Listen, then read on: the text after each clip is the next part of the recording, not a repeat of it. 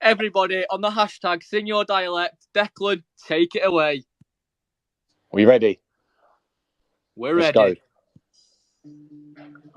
Go on, my G. Just dropping in. Here we go. Go on. How you mean? Real things, like Declan, like dropping two, like Let's kick it. things. Yeah. Ready? Rice, rice, baby. Dun, dun, dun, dun, dun, dun, Rice, dun. rice, baby. All right, stop. Collaborate What? and listen. Rice is back with a brand new invention. Brand new Something edition. grabs a hold of me tightly. Flow like Tightly. a harpoon, daily and nightly. Will it ever stop, Nightly? yo? I don't know. No. Turn off the lights No. and I'll glow to the extreme. I rock a mic like a vandal. Light up a stage and wax a chump like a candle. Rush the speaker that booms. What? I'm killing your brain like a poisonous mushroom. Deadly. Mushroom. When I play a dope melody, anything less is the best is a felony. Love it or hate Felony. it. You better gangway. You better hit the balls like the kid don't play. And Kid if there was a don't play. problem, yo, I'll solve it. Check out the I'll hook solve while it. my DJ resolves it. DJ Rice, proposes rice, it. Rice, baby. rice, Dun, dun, baby. dun, dun, dun, dun, dun, dun. Rice, rice, baby. Standing ovation for Declan, right?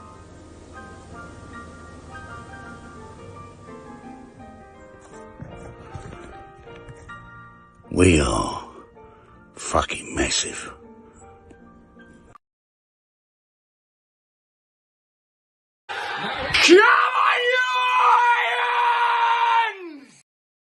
Ah, you mean? Big up the man now. You already know who it is. You already know.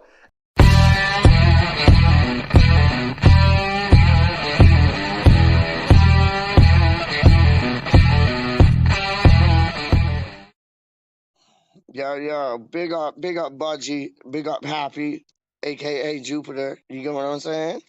Y'all don't know her name's Jupiter now, dog. I let it out the bag. I don't care. Real talk, man. How you mean? PeacH is in the building. Like always. Like, yo, when do I leave? I don't leave. I ain't going nowhere, dog. How you mean? How you mean? I don't go nowhere, dog. I don't go nowhere. Hold on. From the AnViL, give me one moment. I am restarting my laptop. I drop it on the mic when NC's trying to stop that laptop. I just woke up on the scene. NC's they're trying to rock, but they don't got that Krispy Kreme. Yo, my uncle arrived in Canada from the UK today. Hey, how you mean? Everything's great. Yo, we got a special guest on the show tonight, James the AnViL. I sent links out. Anybody want to get involved? Get involved. Don't act like we strangers, dog. Real talk. But like, yo, this is James the AnViL and PeacH, the 5-foot trooper, up in the building. How you mean? From the floor to the ceiling. How you mean? We got like, yo, last night's show was my favorite. Like, Lucas brought fire, dog. I didn't even business. Lucas brought fire, dog. Like, it was mad. It was like, it was wicked, man. There's the band now. Let's bring him in. Yo, James the AnViL. Where I go on, rude boy. Evening. Good evening, my friend. Oh, shit. I almost dropped my phone. Yo, how is it in beautiful Calgary, man? Edmonton. Okay, same thing. How is it in beautiful Edmonton? Like, yo, you got the mall. Plus 15 today. Yo, have you been to that mall, dog? Have you been to that mall? The mall, Yeah. like Edmonton has the biggest mall in the world. Used to have the biggest mall in the world until that one in Dubai was built. And the same people who own it are building one in Miami. I didn't know that. Because my friend, honestly, my friend, in my last job, he lived in Edmonton and he always raved about the mall. You got like water slides there and everything. That was my first part-time job was in there. Yeah, right. Doing what? Retail when I was 17. It was. I love that. I'm not going to slag it off because my bosses might be watching this. My ex-bosses might be watching this. So, but it was just dark as hell, full of preteens.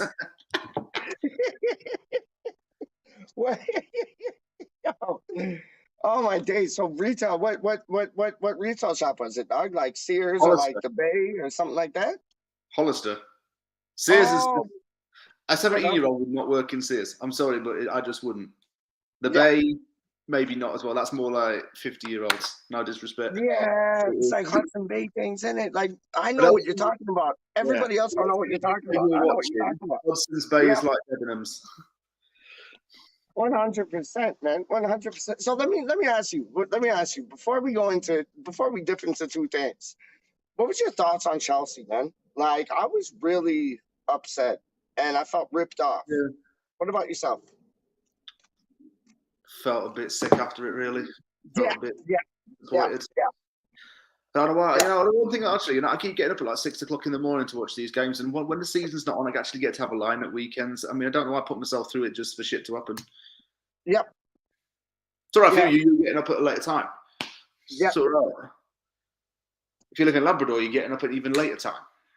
You get what I'm saying? Like, I thought it was like, was that a penalty, or was like Dawson just like getting him off his like back? Like, I don't think he was last man for a start because Aaron Cresswell was there. Thank you very much. Thank you. Yeah. Good point. Good point. Good point. Thank you very much, man. Good point. He wasn't last man back. Like, that's a clear penalty if it's the last man back, but he wasn't, because Cresswell was like, yes. Yes, no, I agree with that, man. I agree. How do you think our season's finishing? If you could be Nostradamus and predict the future, how do you see our season finishing?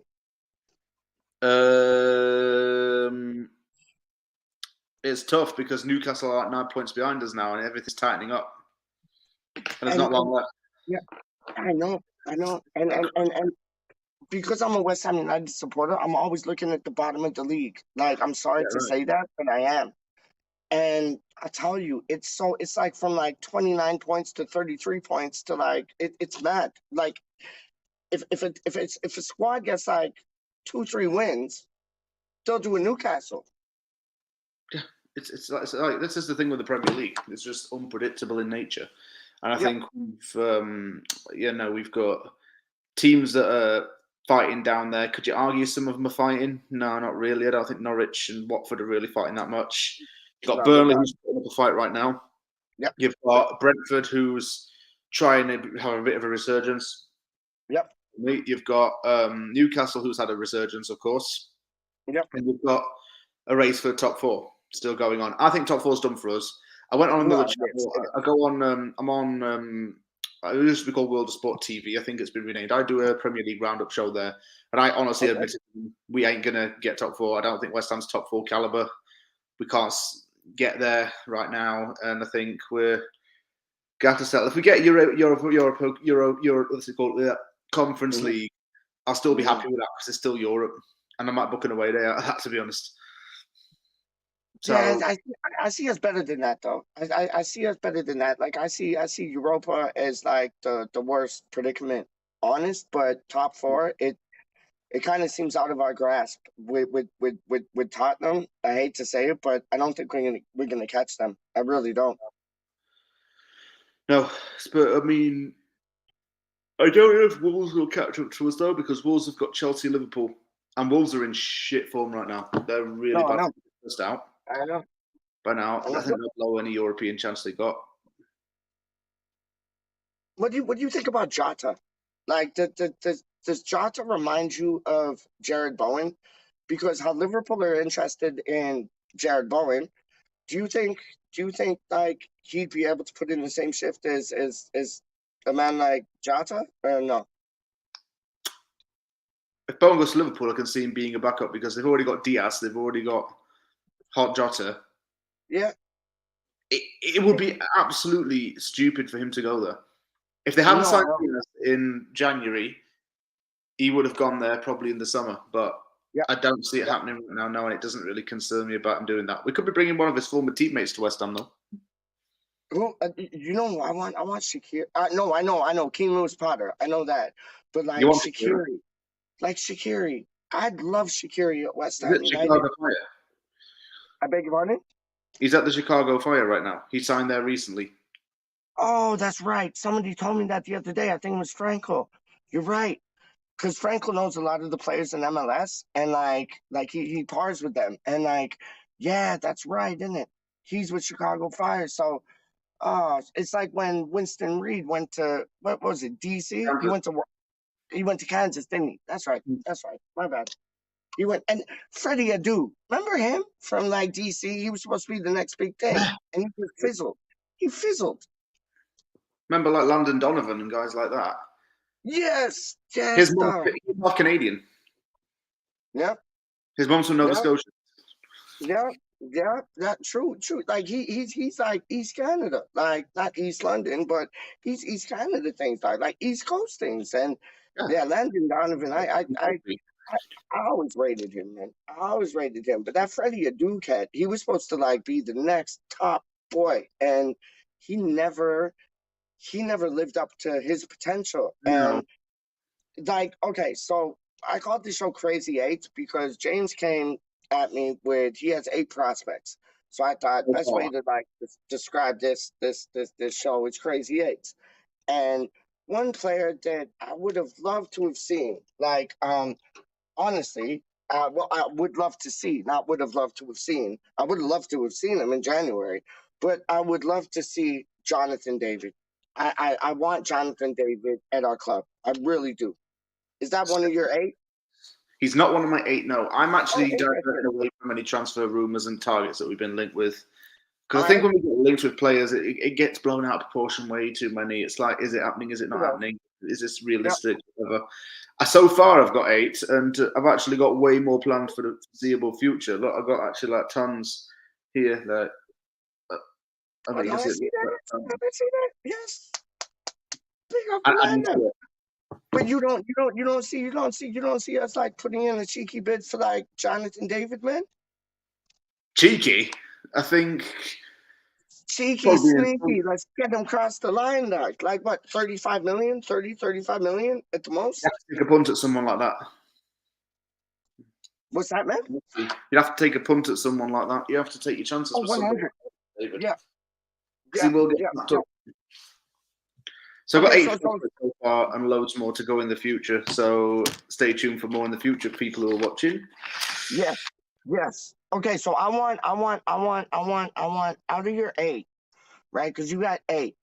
I want the youngest. I want the youngest out of the 8. Who's the youngest player out of the 8 you have that could come into West Ham and do the biz, man? The youngest player 20. out of all of them. 20 years old. Who's that? Besir Omaragic. Okay, talk to me. Okay, so in order. So I'll just do it in order. Besir Omaragic is 20 years old. He is Swiss. He's a centre-back who plays for FC Zurich in the Swiss top flight. Okay. So Besir Omaragic was born in Zurich to Bosnian parents. He has a brother called Nadim who plays with him at Zurich. Nadim plays as a forward, but he's not getting the most attention as Besir. It's Besir who is getting all of the plaudits. Omaragic is centre-back, like I say. He idolised Sergio Ramos and Thiago Silva as he was growing up. And he was previously scouted by AC Milan when he was 17 years old. Wow. That's big. So as for his style of play, I watched a few videos of this guy. Okay. Disclaimer, a lot of people do tend to say that videos of a player don't really always show what they're really like because it only shows the highlights. I'd rather see a visual representation of the player and then come to a judgment. The players I've scouted ain't just some random player that I've just looked up on Google or FIFA or Football Manager because I don't play those games. I ain't got time to. So I'm quite methodical in my ways. So for Omaragic's style of play, what I've observed, he's very tight to lock onto players. He uses patience and concentration to anticipate someone's move. For a start, he tends to play in his own box a lot. Dispossessing players happens a lot in the box because he commits to tackles in last gap situations. Immediately after he is tackled, he tends to get back up right onto his feet and move the ball away from danger. However, one negative about him, he lacks the speed to carry the ball forward, but he compensates that by his hard tackles and his strong work ethic. Okay. It sounds a similar specimen to like Fornals. In a way, yeah, because Fornal, I don't think Fornal's always succeeds at carrying the ball forward like Declan Rice does, but he makes up for everything else with his hard work. Yes. Agreed. And is this player left-footed, right-footed, both-footed? Like, what is it? I believe he's left-footed. Nice one. We need that. And especially if he's doing the dirty work in our end, we need that. Like, good call. Yeah. Good call. Like I go on about youngsters, and like I think, like, have you ever heard of Alvarez? Julian Alvarez? Yes. Yes, who's going to Manchester City, yeah. I would have loved him at West Ham. Honestly, I would have loved. I know he is going to City, but I would have loved him at West Ham. Like, I think we missed the boat there because he was available in January, and we could have snapped him up. And it was Budgie that told me about Julian Alvarez. Like, he told me about him, and it's players like that we need to get on the roster. But the player you're talking about, he sounds. What's his nationality? Swiss Bosnian. And is that am I wrong in saying because he played in the Swiss league? Am I wrong in saying that who was it? Edmilson Fernandez played in the Swiss league before we got him? He did, yes, but not for the same team. No, not for the same team, but in the same. Yeah. Well, do you think it was a mistake getting rid of him or no? I don't know, really. I don't remember too much of him now that you mention his name. He's one of those stopgap kind of players. No disrespect to him. I remember the goal against Chelsea, but but I thought he was a player with a bright spark about him. Played for. Come again? He played for Basel. Yeah. Yep. And I thought he was a bright spark, man. I really did. I thought Edmilson Fernandez, or however you say his name, like that was the whole Pellegrini era, and like he got rid of good players, and then brought in bollocks players. Like one of the players that I look forward to coming back. I don't know if you do too, but it's Connor Coventry. Yes, Irish Shabby. Yeah, I'm really impressed. Connor Coventry would save us a lot of money if he got into the first team, and he's ready. Oh, he's more than ready, and he went on record the other day and saying that West Ham is my club. I've been here since 10 years old. I want to come back, and I want to do the biz. Right. And I can't wait. I can't wait for him to come back and do the biz. Yeah, I hope we don't sell him or anything, because that would be just stupid. No, ridiculously stupid. And I don't want to put him on loan again. Like, he's already had a good loan spell. I don't think, like, he went to Peterborough, didn't he? And I think maybe he's at MK Dons now or whatever. I don't know, yes. But I don't think we should have loaned him out this season, because in the preseason he was absolutely fire, and we got rid of him. Like Moyes knows what he's doing, so I'm not going to argue with Moyes because he's proved me wrong again and again and again. But that's one player I would have held on to, honestly. Yeah. Connor Coventry is a big talent. Yeah. So who's your second player then? Who's your second player, Dark? Okay. Up next is a guy who has been linked with a few Premier League clubs already. It's a homegrown lad, Dale Frye.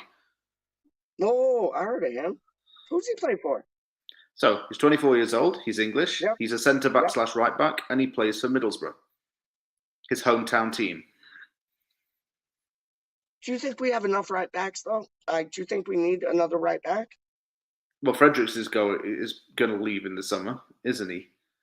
Yeah, but that leaves so you got Soufal, you got Johnson, and then you got Ashby. So you got 3 already. Well, he can go right back if need be, but he's mainly centre back. Oh, okay. I didn't know he was mainly centre back. I just right back. He's mainly a centre back. It's where he's deployed. Okay. So he's been with Middlesbrough since he was a small child. He was born and raised there. He made his debut in 2015, and he's played for England at every level from under 17 to under 21.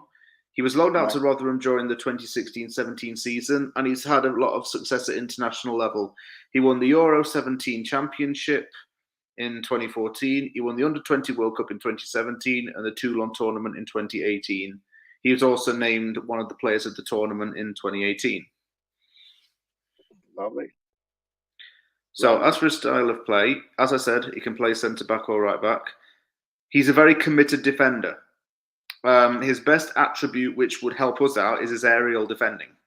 He's known for winning aerial duels. In a game against Luton Town in December 2020, he won 100% of the aerial duels in that game and got man of the match. Wow. That's a big stat, especially with that game at Luton Town. I think so, yeah. That's big. That's because Luton Town's a hard place to go to. I don't care what anybody says. That is a hard place to go to. Yep. They could be in the Premier League next season. Yep. That's what people don't get. They could be in the Premier League next season. Yeah. No, I see. I get you because I listen, Bridget. I watched Championship to League One to League Two to all of them things, and I see Luton Town. I see Luton Town, and it's the, like, people forget about the old First Division. Like Luton Town were always in there. They were always in there, man. Yeah. Their manager actually could manage in the Premier League, Nathan Jones. He's very excellent. Big time. Big time, man. Big time, man. And what is it about Frye that just like I don't know, just makes it bright for you?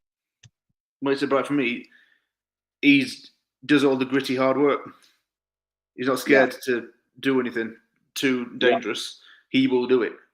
And he does it without getting booked or carded. Yeah, I hear that. Yeah, I hear that. That's like being swift on your feet, isn't it? Like, yeah. It's almost like a player for me that always did the hard work was a boy like Hayden Mullins. Like, he always did the hard work. Like, always, man. You're not a fan of Hayden Mullins, or you are? Oh yeah, I remember him. I liked him. Oh, he was magic, man. He was magic. But this Frye guy, Frye guy. But the Frye guy, it's like, yo, is it like, is he left-footed, right-footed? Like, what's up with him? I think he's right-footed. We need a left-footer, dog. Give me somebody in your grasp that is like left-footed who we could sign. I just did. Oh, the boy before. Omaragic, yeah. I think that's how you pronounce his name. Yep. I got you. Yeah, we like, where do you like, those are two beautiful, like, those are like, you should your name should be James the AnViL Newman. I've got the scouting book here. Yeah, your name should be James the AnViL like Newman, dog, straight up, because like, I'll sign a copy if anybody wants. You get what I'm saying? But it's like, we need that left back. We need that left back, 100%. Or left-footed, like left back. You have anybody at left back in your prospects? Later on, yeah. A lot later down the line. Oh, okay. Slow down. All right. So the first boy you mentioned, he's left-footed, and he plays in what position again? Bested Omaragic, he plays the centre back. Okay, that's right. And then the next boy you said, Frye, he plays where? Frye plays the centre back, but can play as right back, but mainly centre back. Okay, so you're building up for. I get what you're doing. You're building up from the back. You're building up from the back. Here's a signed copy of my scouting book for anybody who wants it. There you go. Selling for $1 million on eBay. How do you mean? But like, okay, so we got 2 center backs. So what's the, like, 3 is my favorite number. So come, like, hit me with a bombshell on your third prospect, please, Mr. James the AnViL Newman, dog. Well, so far out of the 8, we only have 2 centre backs. But I promise you, we got more coming in the future, and we do have some left backs in the future. But we're going on to the attacking options because I love an attacking team. I really, really do. I love an attacking team. So I focused a lot on midfield because that's going to be a major strength point this summer. And I focused on the forward line. Right back wasn't a big concern. Goalkeeper wasn't a concern. Left back was somewhat a concern. Centre backs was a definite. So we'll go on to a midfielder next. And I think I've got a good suggestion. And who's the Okay. suggestion for the centre backs? Oh no, sorry, Charles. for the midfield. Oh, Charles de Colette. I'll try and pronounce his name. Charles de Ketelera. Oh, where's he from, dog? 21 years old. He's Belgian. He's Yeah. an attacking midfielder slash a forward, and he plays for Club Brugge in the Okay. Belgian First League. Okay. So, playing football wasn't actually always on this guy's mind. In fact, Alright. he was accepted to university to study law, but turned that down to focus on playing football. Interesting. And he still lives at home with his mum at 21 years old, but he takes good care of her. Love it. Love it. He's won 2 league titles and 1 Belgian Super Cup, and he was named Belgian Promising Talent of the Year in 2020. He started to receive call-ups for the Belgian national team. Now, the Belgian national team's golden age of players such as Hazard, De Bruyne, Lukaku, Courtois are all getting into their late 20s and early 30s. And this is the stage now where there's a transition period going on for Belgium. They're starting to go on to younger players who still fit with the caliber of the predecessors. So you're looking at players such as Tielemans, De Ketelera, think Timothy Castagna is probably going to be mentioned in there somewhere. Leandro Trossard has been mentioned in there, of course. Younger players who are not necessarily world class, but they're on the verge of going on to something bigger in the future. CDK, as I'll call him as a nickname, is one of those players.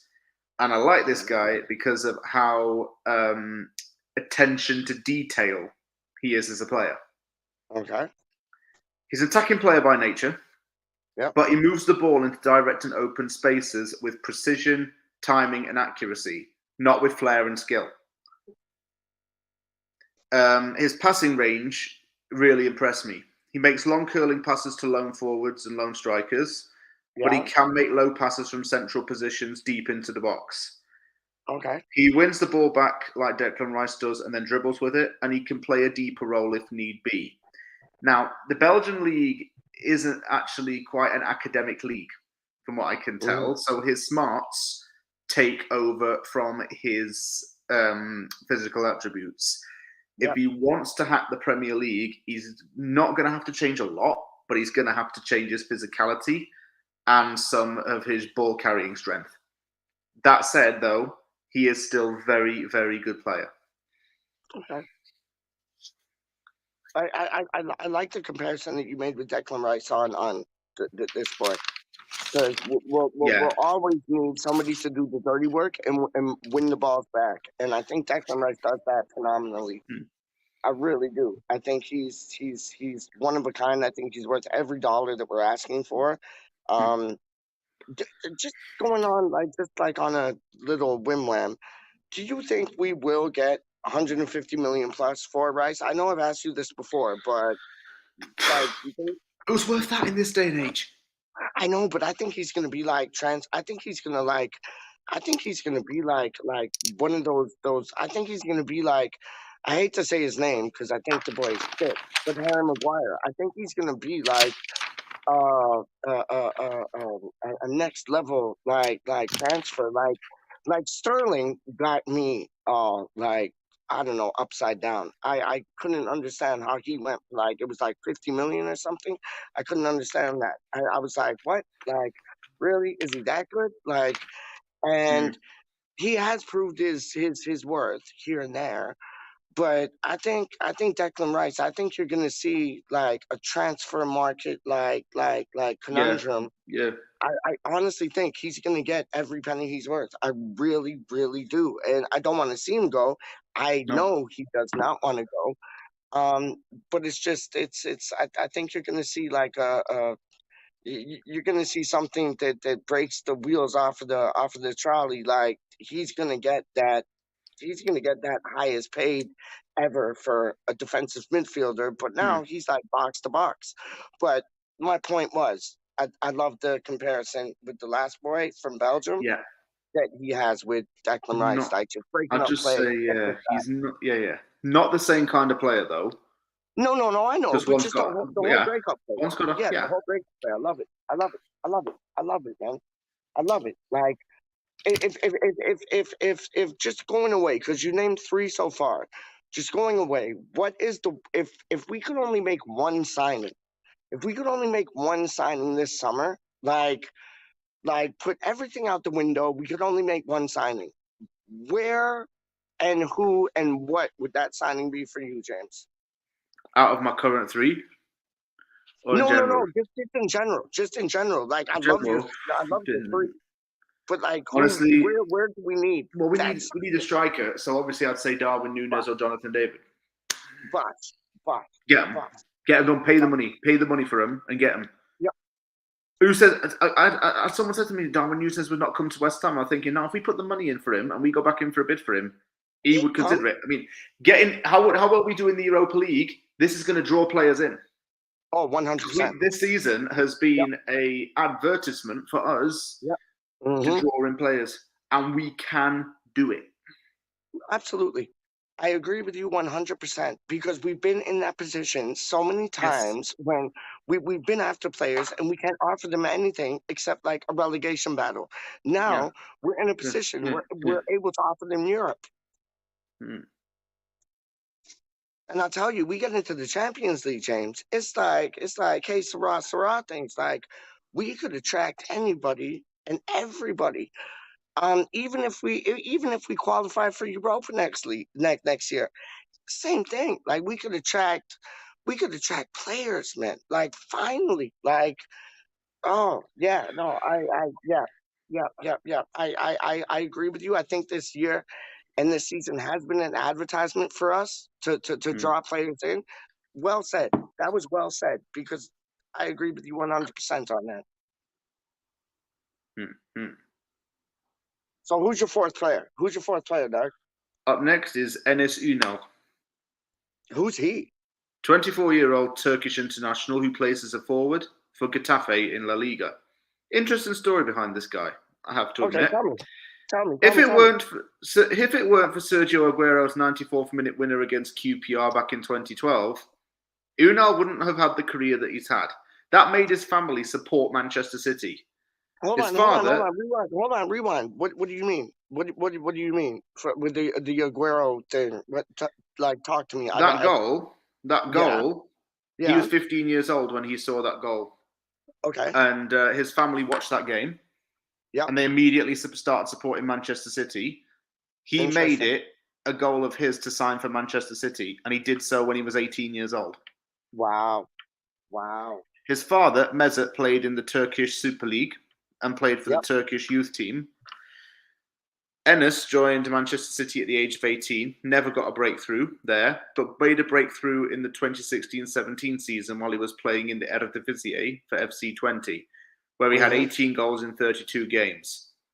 People will say, Eredivisie... 18 goals in 32 games? Yeah. That's not too shabby. That is not too shabby at all. It's not in a Farmers League. I hate it when people say the Eredivisie is a Farmers League. It's not the same as a Premier League, and that's why people target it that way. Yep. Like I say, it's an academic and intelligent league. It's for academic players. It's not for skilled players. Yep. His style of play interests me a bit. He scores acrobatic and fluke goals, but not all the time. He's known for crossing into the net and his overhead kicks. One thing that makes him stand out for me is his heading ability. He loves set pieces. And we're all about set pieces, aren't we? We're all about set pieces, aren't we, James? Yeah. We're all about He's a clinical goal poacher striker who lurks around in the box. Yep. Quick feet, which he uses to control the ball. So would you consider this boy kind of like a poacher? Like good. He's always in the box. Yep. I like that. Like him. Yeah. And what's his name again? Enes Ünal. Enes Ünal? ENES. Yeah. UNAL. Enes Ünal. Okay, I got you. Enes Ünal. Okay, I got you. That sounds like a player that would fit in with our style of play. Am I wrong? Yeah, he's one that I'd be after. Yeah, I like that. What about his injury record? Doesn't really have one. I love that because He's it not sounds missed like any. He hasn't missed a lot of game time.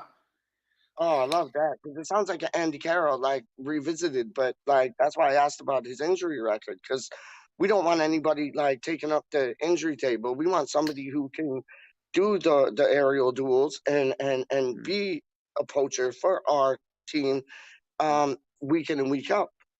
Yeah, that sounds going off on a tandem. I know we got to your fourth, but going off on a tandem, Ben Rama, is he staying or is he going?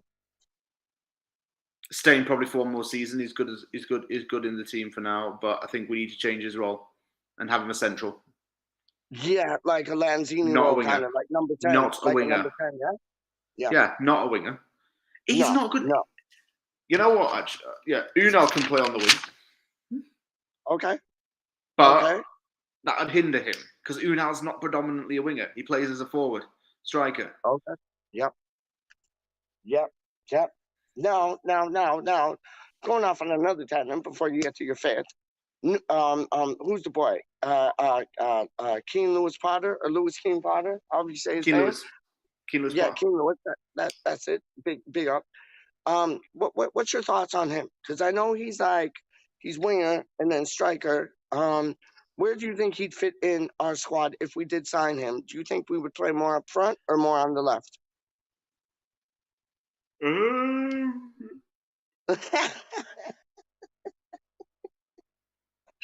Think More about left. it. You think so? Left, yes. It's where he runs. It's where he functions. Okay, let me ask you this then. Let me ask you this then. So you got like somebody like King Lewis Potter on the left. Now, for a striker, are we gonna target like somebody who is in the same build and mold as Antonio, or do you want somebody totally different? Totally different. Me too. Thank you. I mean, Thank this you. Unal guy I mentioned, only one similarity. Yeah, so good man. Only one similarity NS Unal has with Antonio is the heading ability. Yep. Apart from that, Unal is more flexible and more instinctive. And if he ain't gonna like kick balls into Rose Ed, I'm happy. Like get it under the crossbar, dog. Like honestly, like I love Antonio for his beast mode ability. I love that. But we actually need like an instinctive striker like a Jermaine Defoe, Paulo Di Canio that can like just hit the ball and it's going in and not even think about it. Like I was so impressed with Yarmolenko when he scored that one goal when I think it was passed to him from Fornals and he just like trapped the ball and then bust like left foot, right foot, right foot, left foot. And it was just instinct. It was just instinct. And we need an instinctive striker, dog. So like I hear exactly what you're saying. I hear exactly what you're saying, man. Who is an instinctive striker? Like I'm gonna say Jonathan David again, but who's an instinctive striker that you think would do the biz at West Ham United next season? Nunes. There you go. Is his first name Bruno? Is Bruno Nunes or no? Darwin, like Charles Darwin. Probably who he's named after. I want to see who he's named after because doesn't sound like a very Spanish name, Darwin. I know, but it's funny you said Darwin, dog, because I started watching this thing last night. It was John Darwin, and he faked his own death. And, like, it's a true story. And I started watching them things last night. He's from, like, where's he from? Like, oh, where's he from? It's up north. It's up north still. But, like, where's he from, dog? John Darwin. And he faked his own death, and he got found out. And it was mad. He put his wife through the ringer and everything, dog. It was mad. You ever heard of that? John Darwin? If you ain't, no, I'm going like, to look this up. Watch them things, dog. It's mad. Homeboy faked his own death. And, like, yo, it all came back to bite him on the ass. Like, what goes around comes around. But it's like Darwin. Yeah, okay, so it's Darwin Nunes. All right, yeah. No, like, we could have signed him in January. Like, him and what do you think about the boy Zapata? Is he West Ham worthy or no? Duvan Zapata? Yes. Doesn't fit into my criteria because he's 31 years old. Yeah, but I think we need, like, I know Moyes wants to go for the Red Bull model, like young and hungry and active and all them things. I get that, but don't you think like it would help having like some elderly minds like in the team, kind of to, like share experience and they've already been there, done that, bought the t-shirt, scarf, hat to match. Like, you don't think he'd be he'd be he'd help us? He'd come in like with a helping hand, like somebody like Zapata, or Mm, you're over that? I'm over that. I don't really think You're so. over No, that. I just All don't right. know. No. All right. What about like, I know you got your 5th, 6th, 7th, and 8th coming up. What about if you could choose 2 players from Everton, because I think they're going down, and who would you choose? Richarlison or Dominic Calvert-Lewin? Not them. What? None of them? Richarlison, okay. Not Dominic Calvert-Lewin. Okay. Why? Well, I don't see the hype around him. And I All think actually the player that I'd go for is Anthony Gordon. Okay. Fair play. Fair play. Fair Even play. possibly Vitaly Mikolenko, because we need another left back. Last 5 games he's played for Everton, he's been class. What about Milenkovic? Are you in for that, or are you no for that? Maybe. I mean, we've been linked with him so many times now. It's getting a bit of a joke. I'm not even excited about it anymore. But I wouldn't say no if he came in. It's same things as like Coletta Carr, though, isn't it? Like Coletta Carr, we've been linked with Coletta Carr, and it's like remember the boy that we were linked with, James? Because I know you've been like supportive from like long time, 1909. But it's like, remember the boy we were linked with from Colombia, the striker, Baca was his name, I think. Oh, bloody hell! Exactly. I don't want to. I just can't be asked to even. I can't be asked to talk about these kind of players. I just can't. It just does me head in. We do have a centre back option. We do have. You know what? Actually, if we want Milenkovic and Coletta Carr or whatever they're all called, let's keep the Eastern European connection strong and just get a Moragic in. Yeah.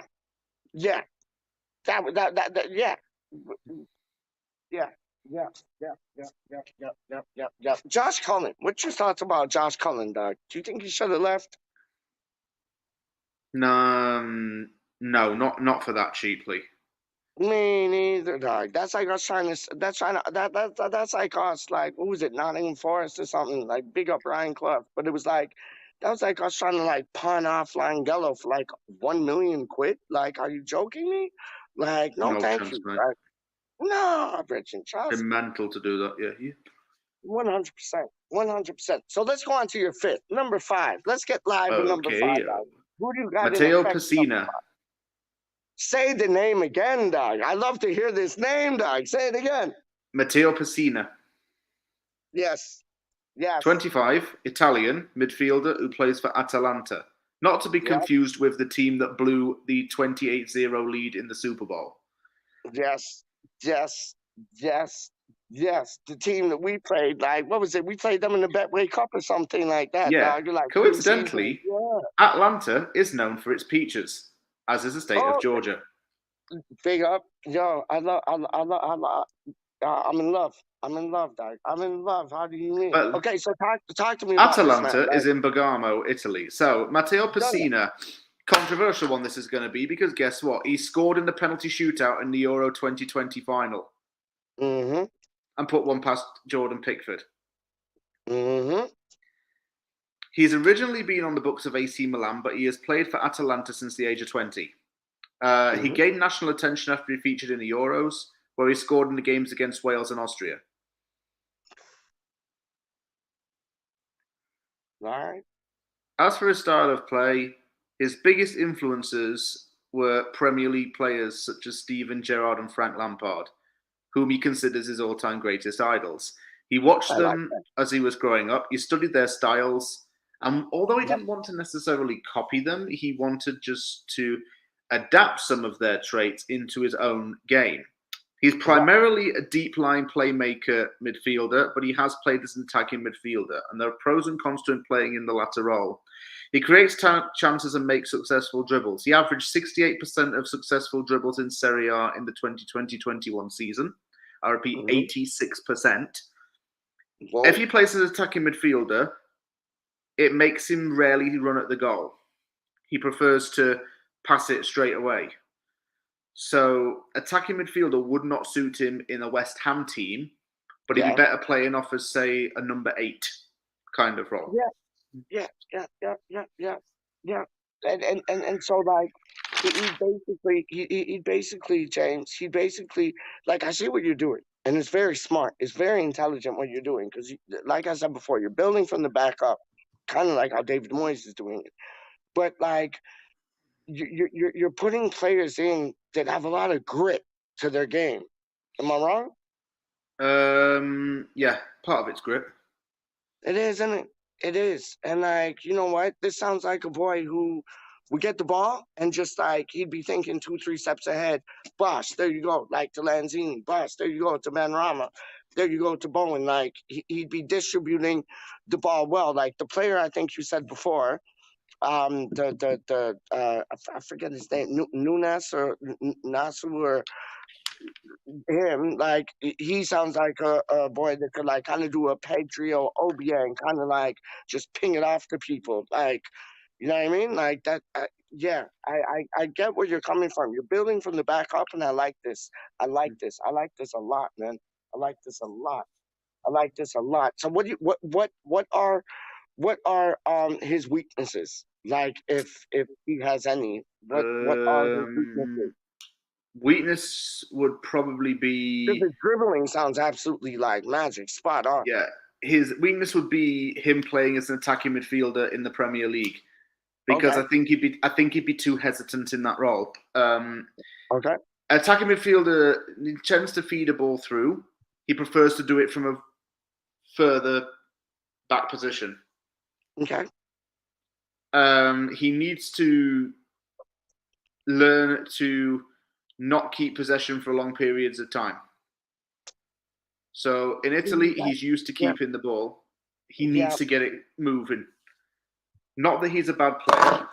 Why is Siri come on? Oh, 1 second. No, yeah. I know what you're saying, James. I know what you're saying. It's like that's like honestly, that's like the South American way of playing, isn't it? Like you have those players that hold on to the ball a bit too. Like that's the fault that I find with Benrahma. He holds the ball for too long. He tries to do like 5 and 6 tricks when he should really do only 3 and 4 and then distribute. And I find that problem with Benrahma. I think that's his only weakness, because I think he's an excellent player. He's brilliant. He has tricks and kicks and flicks and all them things, but I find his 5th, 6th touch ruins him. It does. Yeah. Yep. No, I agree with you. I agree with you, man. I agree with you. So you'd fancy this boy playing in a number 8? Yeah. Would you rather him, or would you rather, if we could sign him or Ruben Loftus-Cheek, who would your money be on? Pessina. Okay. 100% Pessina.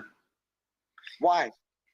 Why? Because I think he's why? Because I think he's more competent. He's a little bit more competent in the role. I mean, Ruben Loftus-Cheek's a homegrown player, but Pessina's dribbling rate is insane. Oh, it's hard to get the ball off him because he's not fast. Right. Okay, a number 8 player doesn't need to be fast. A number 8 player needs to be calm and composed under pressure. Pessina doesn't tend to feel pressure because he gets help from his teammates. Yep. He gets help from the Atalanta players in front of him. Yep. And he's able to make his choices. He's used to working with them. He's accustomed to passing to them. If he were to come into West Ham, he needs to get used to working with, say, Bowen, Antonio. He'd need to just work out some different changes about their styles of play in order to work with them. But it's not a big issue. It's a minor complaint. He'd be able to work it out and adjust his ways. Honestly, I think Pessina would fit in at West Ham. I really think Pessina would fit in at West Ham. Because you do have those players in and around him. And when we get commentary back, You got like you have the likes of, as you said, like Ben Rama, Bowen, Lanzini, Fornals. He would have players around him that would help him. Yeah. Yeah. Pacina admits that he's the helper player. He admits, I'm not the goal scorer of the team. I don't want to be the goal scorer of the team. He's like a workhorse. He's like a workhorse. He's like the engine. Yeah. Love him. That. Yeah, I like that. Casino. Yeah, I like that. I like that. So that's your fifth one, yeah? Yes. For now. Okay. Give me number 6. Give me number 6. I mentioned him before. We already have an Antonio in the team. Yeah. We could have another Antonio in the team. Who's the star? Hold on. Origi? No. No. Marcus Antonio. Is it Mikel's brother? No. Shut up. There is a player called Marcus Antonio. Shut up. He's not Mikel's brother. I know, but we can still sing Antonio, Antonio, Antonio. 2.0. Antonio. 2.0. Antonio. Marcus Antonio. Okay, tell me about Marcus Antonio. Where is he from? What is he's he 21 years old. He is a Brazilian. He's a midfielder, and he plays for Shakhtar Donetsk. Okay. All right. So yeah. Why do I like Shakhtar Donetsk, and why do I look at Brazilians that play for Shakhtar Donetsk? Well, that football club is a breeding ground for breeding good Brazilian players. Ilano, Fernandinho, Bernard, Fred, Marcus Antonio. Yes. Okay. So what like how old is Marcus Antonio, James? He's 21. Oh my days. You're having a Toys R Us Jeffrey Giraffe. Really? Okay. And what foot is he preferred at? Right, left, both? What's up? He's both feet. Okay. I love that. Every footballer I think should be both feet. Like, but yeah, go on. Okay, Marcus Antonio is well, just a little bit of a thing. What I will say is, when I look at these Ukrainian players, I look at the ones who are playing in the Ukrainian league, because it works differently to say the UK. Unlike the UK, dual citizenship is not legally recognized in Ukraine. So if you're a foreign player and you get Ukrainian citizenship, you have to revoke your birth country's passport. That's why you'll find some Brazilian-born players playing for the Ukraine national team. It's the same with Russia. Russia has a Brazilian called Mario Fernandes who plays for them. And he now is considered Russian. Antonio does not have Ukrainian citizenship and has chosen not to pursue it because he wants to have a chance to play for Brazil. He moved to Ukraine as an 18-year-old kid and took a while to settle. It takes a lot of bravery to move to a country like that at that age. He had to learn to adapt to living in Eastern Europe, a new culture, a new language, which wasn't particularly easy for him. But he slowly became a starter in the team.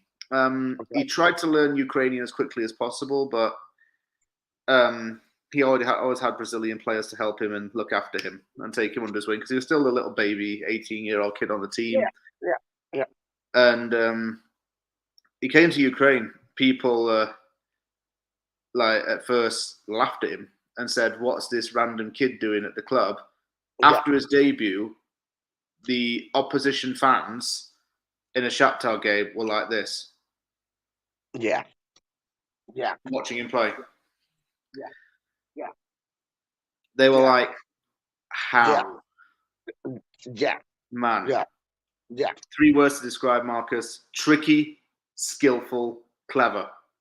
Knows how to find passes from wide ranges and up close. Knows how to break down a team's defensive unit. As a midfielder, he plays as a central midfielder. He's not attacking. I would never, ever consider playing this guy as an attacking midfielder. He's not good enough for that role. That's not to slate him. No, it's not to slate him, but I'm just being like, he's not an attacking midfielder by trade. He never, ever should be deployed there. He is literally got that Detroit vibe, motor in him. You know what I'm saying? Midfield. After he passes, what I love about this guy, he anticipates the next move.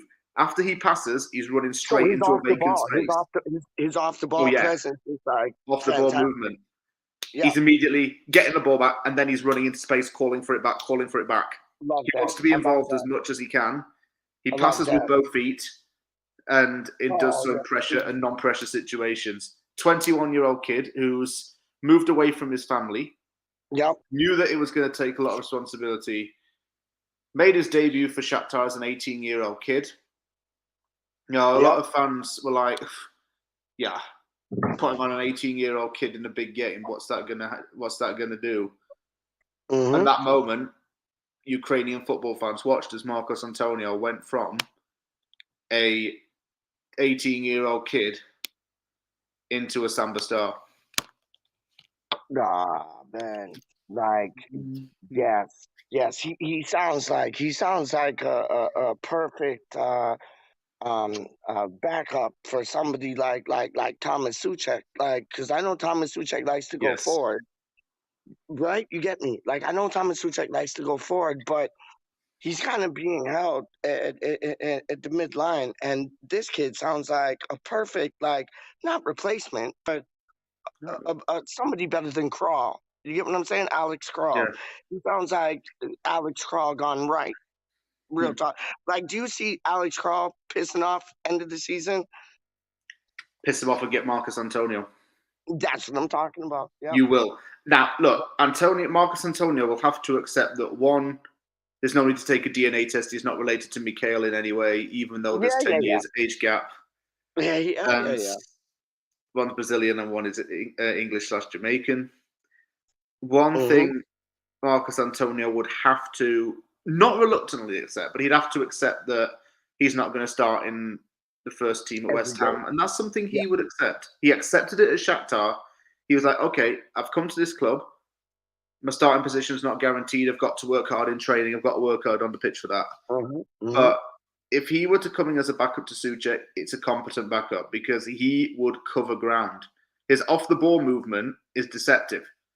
And as well, there's logic behind his movement.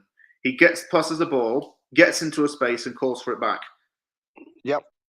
So it's like he's like a give and go player. Like he gives it, goes, gets it back. I love that. I love that, man. And it's like he sounds like somebody who would be complacent, just being that man on the bench that could come in and do the biz. Like he sounds like he sounds like that. James, that's a good shout, man. And you said he plays for Jamaica? No, Antonio plays for Brazil. Marcos Antonio plays for Brazil. Okay, there you go. Sorry. Okay. And he's on the national team like week out, but like he's not been called up to the Brazil first team. Okay. But what I like about him as a player, he just admits that nothing's given to him. He says, well, are you going to get called up to Brazil? He's like, well, that's not up to me. And those things just come when they come. For example, will you start as a Shakhtar Donetsk player? He says, no, that's just, whatever happens is down to me and the manager. It's not down to me. It's down to the manager. And, I just got to wait for my shot. So he's like, his head is in the right place. Like, for 21. Absolutely. For 21, absolutely, man. Absolutely. Like that sounds like a good shout because like that's like that. I know you yourself, James, and me. We want a striker at West Ham, but having people in the midfield that can build up play and actually make things happen and be the workhorses, we need that. We need that. We honestly need that because I see Fornals, he has that. Bowen, he has that. Ben Rama, even to a certain degree, has that. But we need more of that. We need more of that because everybody's saying we need a striker. Well, you have to like give the striker something, and you have a man that's gonna like give and go, pass it off, move into open spaces. That's only gonna like give your striker more of a chance to get the ball and do something. You know what I'm saying? Oh yeah. Yeah, I like that. I like that a lot, man. I like that a lot. Who was so I said about Rashford and Lingard. Oh no, I didn't say Lingard. Do you want Lingard back? Big question. Big question. Big question, Doug. If he comes back to West Ham, he's going to be out of form. He's not been in good form for Manchester United. No, I know, but he wasn't in good form when he came to West Ham the first time. No, like, I know what you're saying. Yeah. But would I take him back at West Ham? I think we can pursue other targets and move on with this saga. This whole Lingard stuff is holding us back more than we know. That's what I'm talking about. Is everybody like, because Lingard came in first game against Aston Villa, scored 2 goals, magic. But it's like, do we need Lingard to come back, or do we need to like go deep in the trenches and find a Lingard like 10 years younger to like come to West Ham? You get what I'm saying? Yeah, I know what you're saying. I think we need that 10-year younger version of Lingard. Like my favorite players that West Ham signed, James, are like your PeacH. Like we didn't. I know he's a snake in the grass. I get that. He did us wrong. He had his reasons. Like family comes first. I get that. But it's like, do you think that like my favorite signings are the ones that we really know nothing about, and then they do the biz, like your Sucheks, your Sufals, like those players like boggle my mind. And it's like, I want to find that next Jesse Lingard. Who do you think that, and you might have it on your 8. If you do, brilliant, put it on the plate. Who do you think is the next like Jesse Lingard, skill, ability, talent-wise, who we could sign to take us to that next level? Stay tuned to find out, because he's coming up the next lot.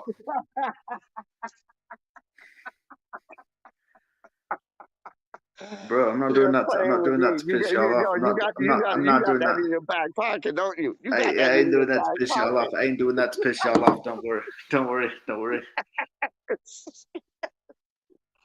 Okay, so we're moving on to number 6, Doug. Lucky number 6, Bobby Moore. Big up. So who is the 6? This better be special, Doug, because you're rolling on 6 now. Like, this is Bobby Moore territory, Doug. Like, this is Mark Noble minus the 1, Doug. Like 6 things, Doug. Who is your 6th player, Doug? 3, 4, Please 5, tell me your 6th. We're on to number 7. We're on to number 7. Who? So Antonio was 6. Yeah. Okay, let's run on to 7. Just like it. 1, 2, 3, 4, 5, 6. So number 7 is a guy who has played against West Ham already this season. Okay, no. Okay, stop. Hold on. No. Okay, behave. Hold on. In the Premier League or Europa? Europa.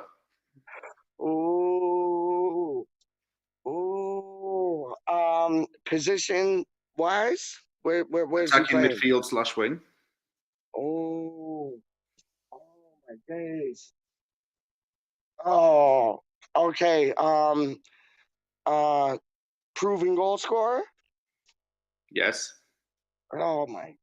Shut up, James. You're getting me too excited, dog. Shut up. Okay, so proven goal scorer, Europa. Oh, okay. Attacking midfielder or a striker? Attacking midfielder / winger. See, I know you're gonna sting me like a killer bee when you get to the striker things. I know that already. So it's like attacking midfielder / striker. And foot-wise, like left foot, right foot, both foot. Where we at? I think he's a predominantly right-footed player. Okay. And he plays in what league? Technically, he plays in 2. He's contracted to a team in Ukraine, but he plays in 2 leagues. Because he's contracted to a club in Ukraine, but plays in France on loan. Interesting. Now, who have we played in the Europa League from France? Lyon, a bunch of jabrones. Yeah, I got you. Lyon. Okay. No? He plays for Lyon currently. That's what I'm saying. Oh, PeacH.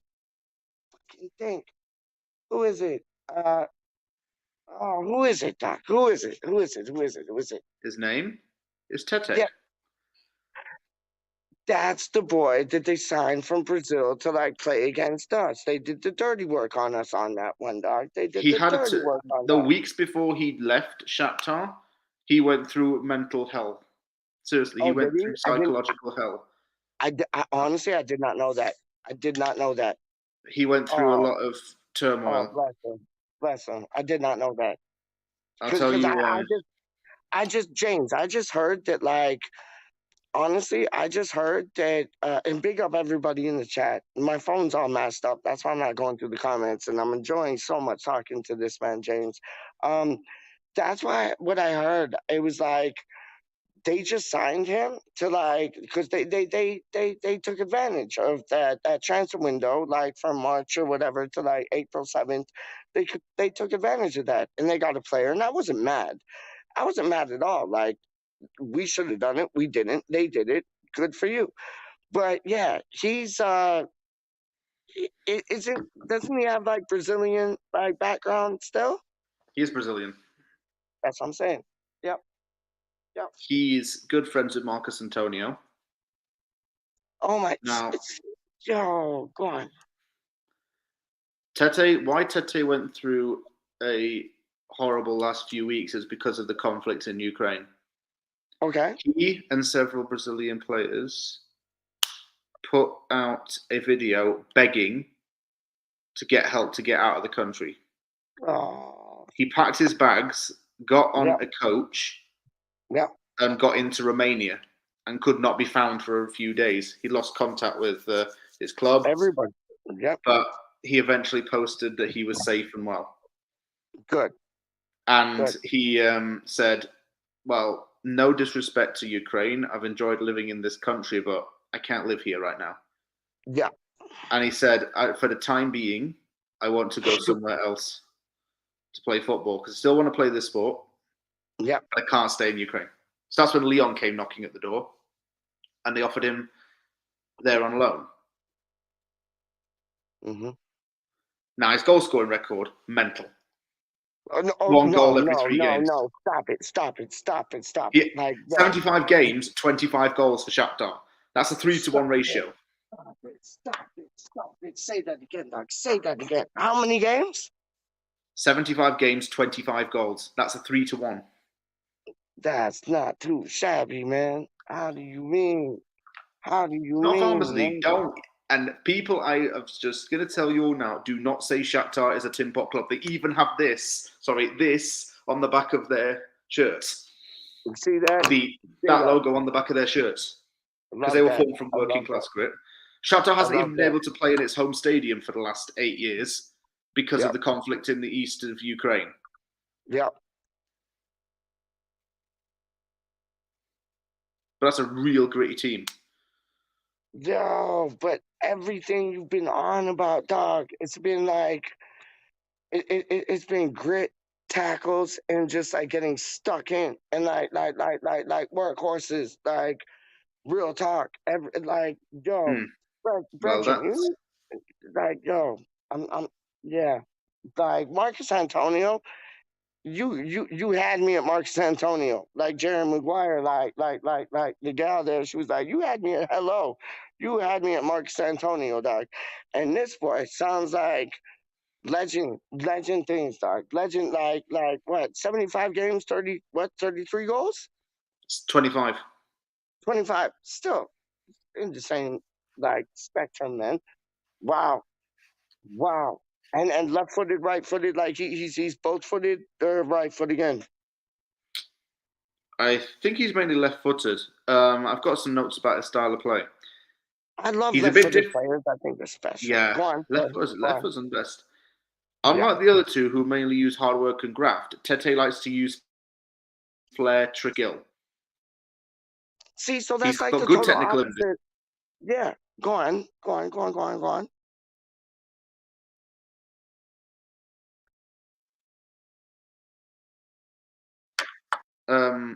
Often with good success and resulting in plays in the box a lot. I'm going to do a bit of one player I would compare.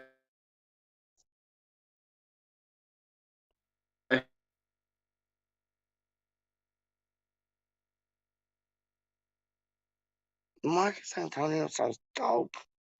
He sounds so live. Like, yo. Oh my days. And the last one, like, yo. Him too is Mohamed Like, Salah. Both of them. and Mohamed Salah, left footed. Like, real things. Real talk, man. Like, yo. I ain't even playing with you, man. Like, that's mad. That is absolutely mad. Mad. Business.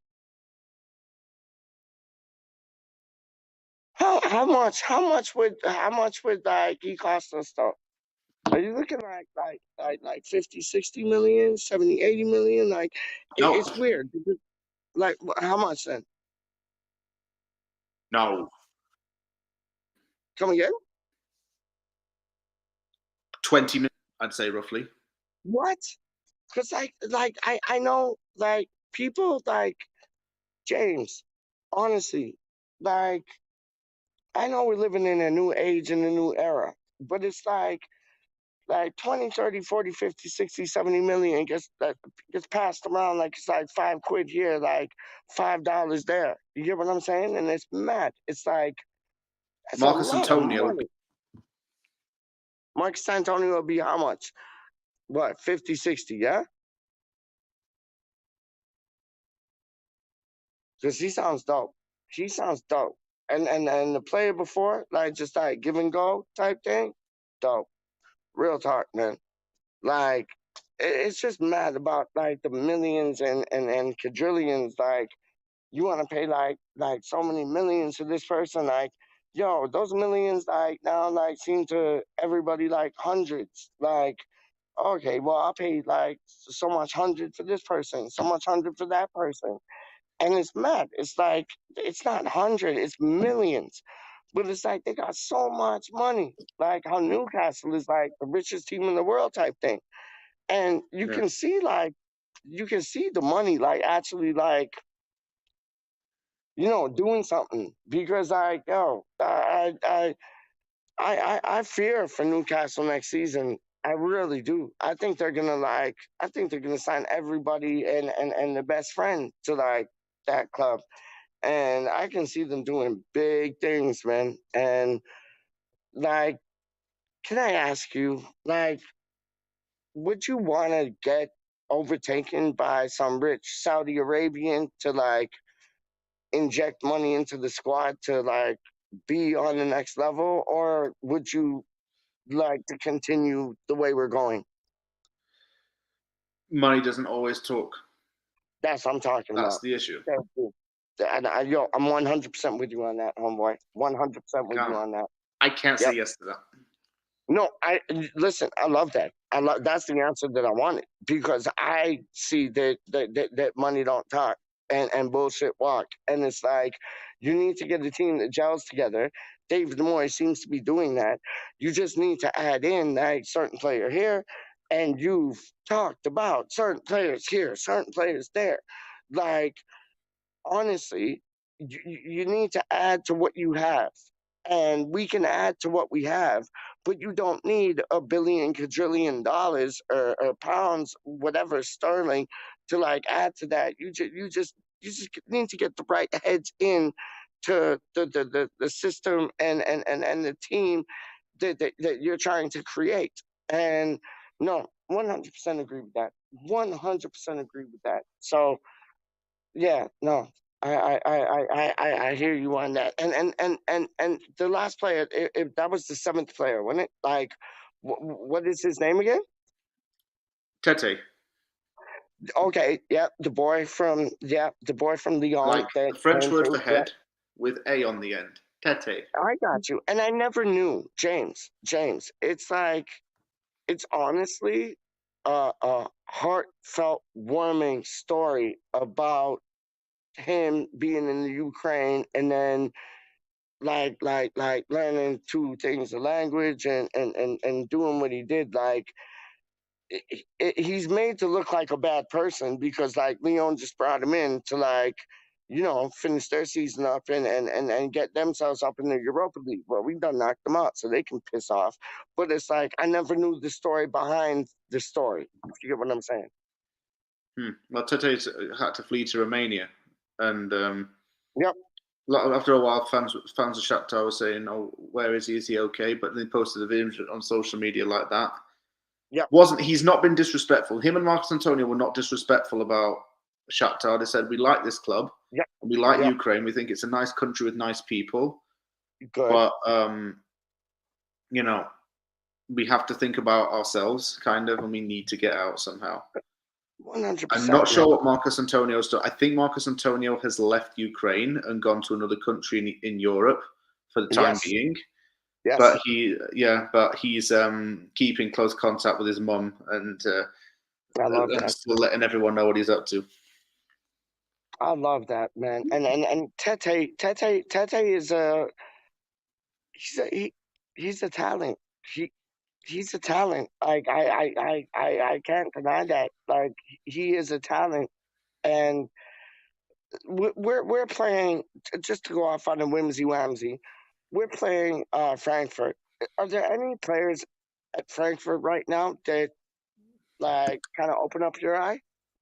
Let me take a look at the squad. Filip Kostic is one that I would look at. Okay. And what position does he play? I think he plays as a left back. Let me check though. Yeah, please do. I do know Frankfurt actually. Yes. I do know Ndicka, Evan Ndicka, who plays as centre back. He's a good player. Kostic. Oh, Kostic is a midfielder. My bad. No, that's all good. How do you mean? But like they do that. Like they're in the whatchamacallit, it's semifinals for a reason. Like they're not a bunch of jabrones. They're in there for a reason. Like they've done the biz. I'm just like, who are they? Oh, Daichi Kamada. Oh, come on. Yes, talking my language, dog. Yes, come with it, man. Kamada, let me ask you, let me ask you this, Doc. Like, we're in the semifinals of Europe, so Frankfurt.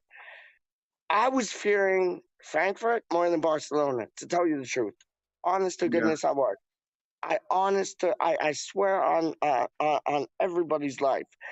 I was honestly fearing Frankfurt more than Barcelona. Barcelona would have been like a good, like primetime television show. You get me? Like that would have been like, West Ham against Barcelona. Wicked. Like we're playing like who we didn't think we'd play like 2 years ago.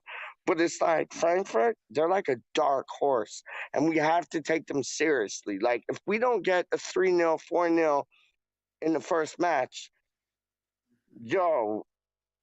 like it's gonna be tough going back there and doing a job, man. Like we need to like it was beautiful when we had Sevilla.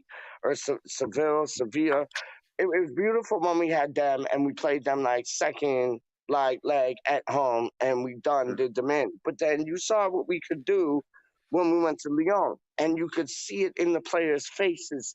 You could feel it in their hearts, like Declan Rice, Ogbonna, and all them, Jared Bowen, coming back like after the match was all done, and the fans had to like sit there for like 1, 2, 3 hours, and they came back, and then Declan Rice is talking about West Ham is massive everywhere we go.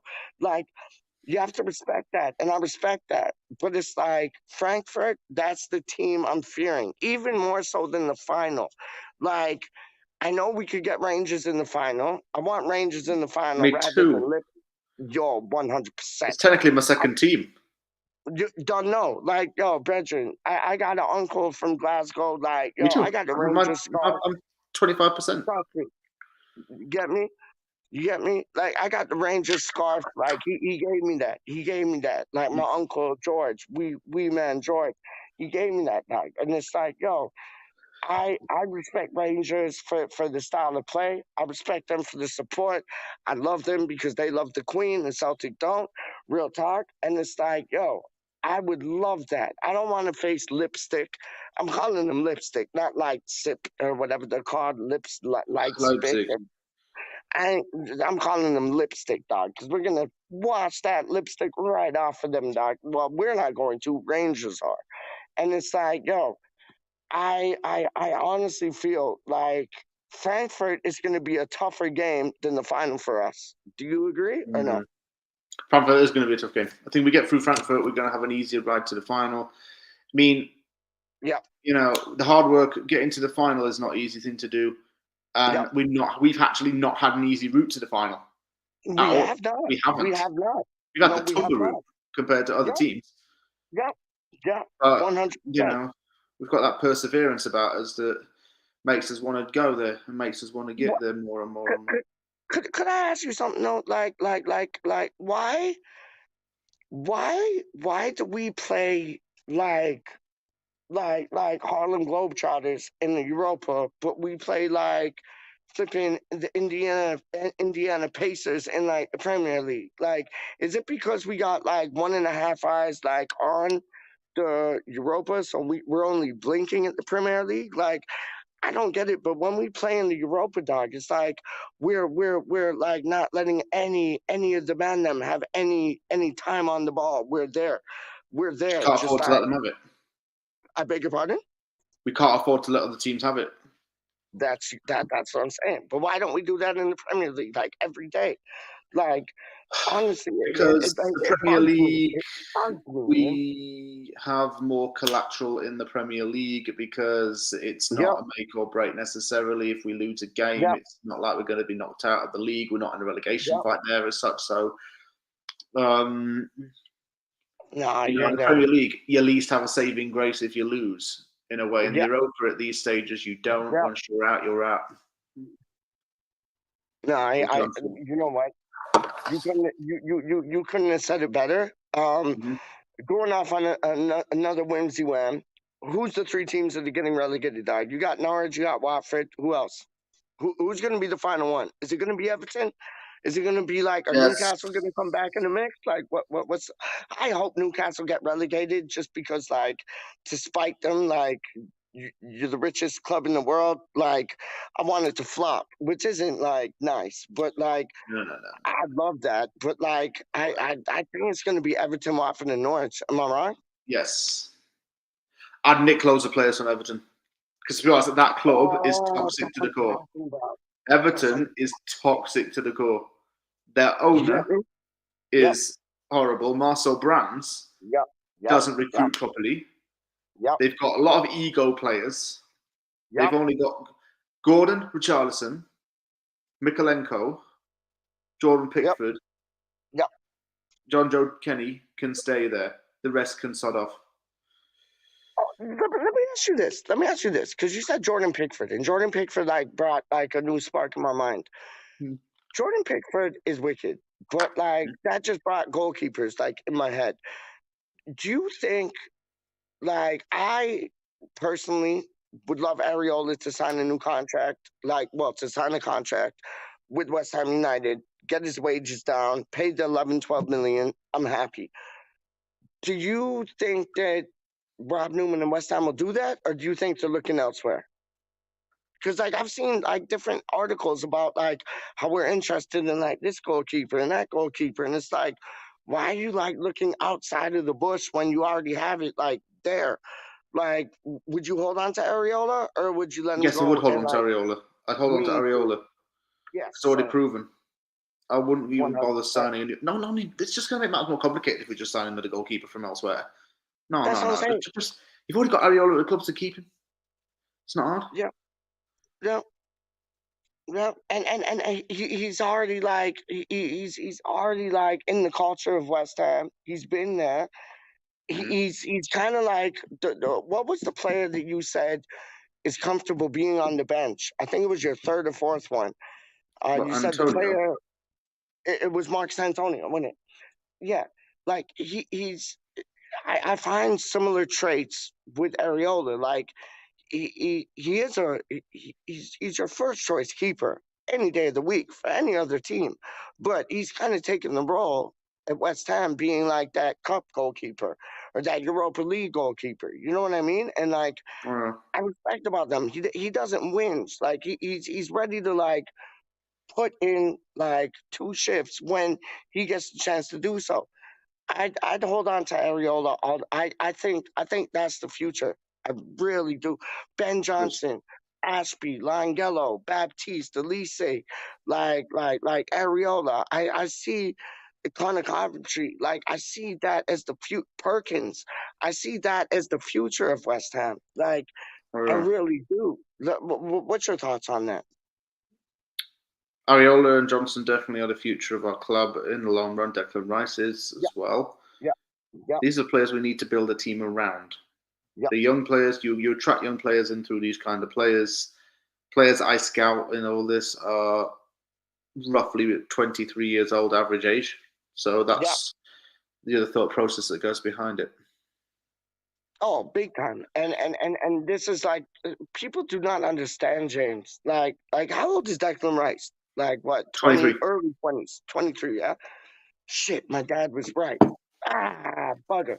Because I thought he was 21. But it's like you got like Declan Rice, like when you look at like the man's statistics, the gameplay that he produces, you think he's like in his late 20s, like veteran of the game, but he's only 23. Like that's mad. So I love your picks, how they're like 23 and younger. I love that. I love that.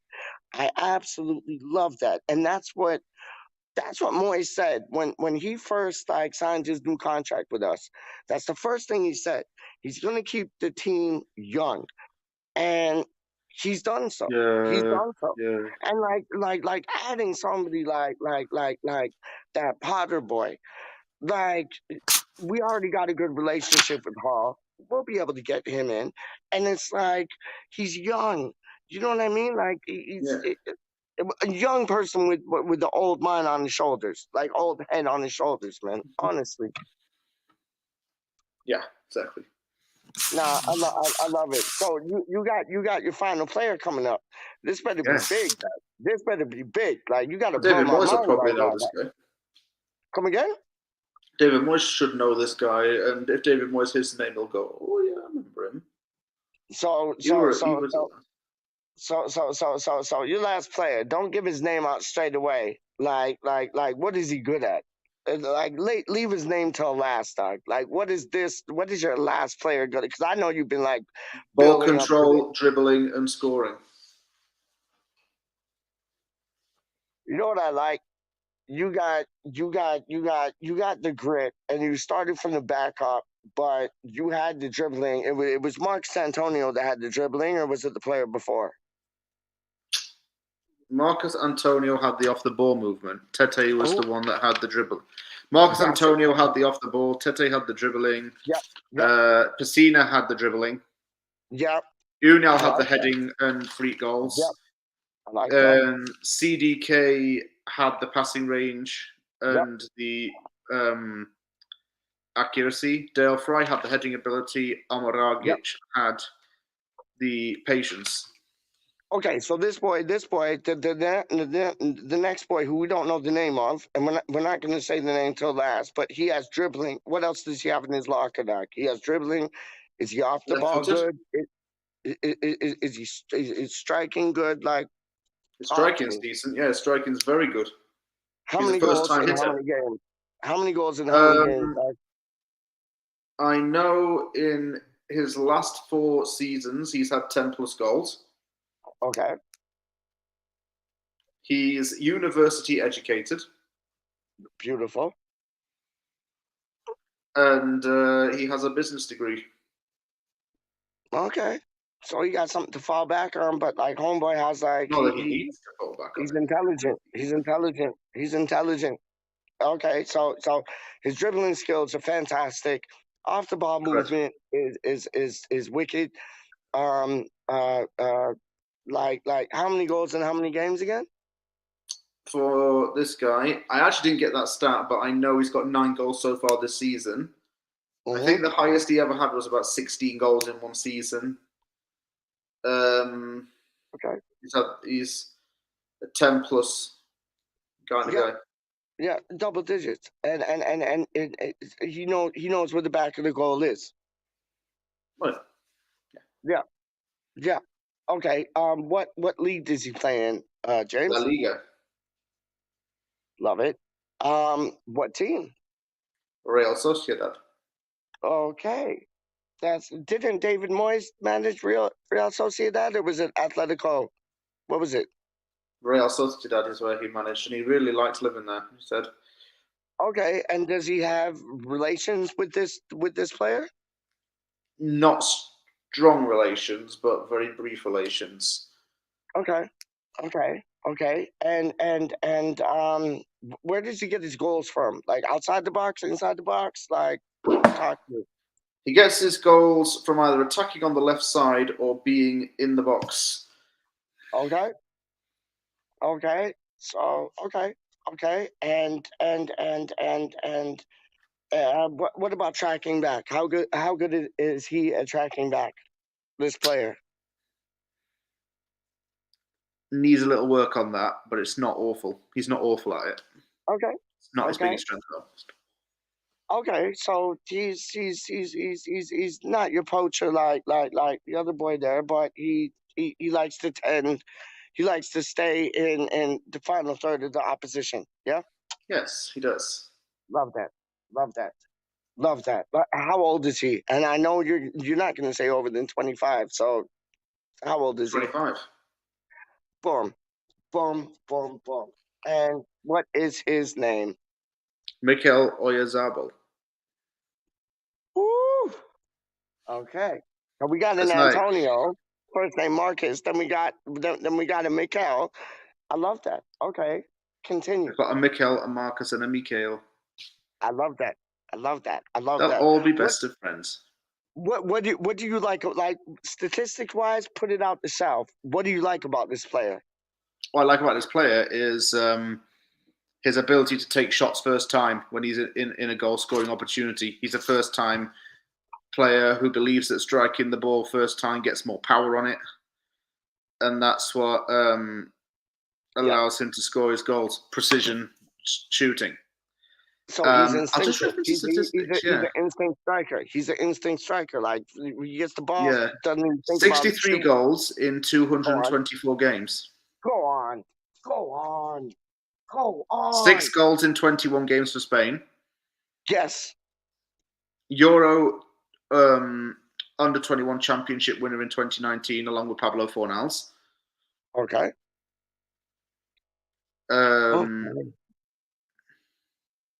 I like what this. else have I got on my notes? No, Possessions, like excellent ball control and fast dribbling, causes a lot of problems on the wings because he makes space through his running. See, that's another one. That's another one that you said, like off the ball things. Like people that watch football, they just they just watch it like when the man has the ball at his feet. And you were talking about the other man that like on some South American things, like holds the ball for too long and tries to do it all on his own.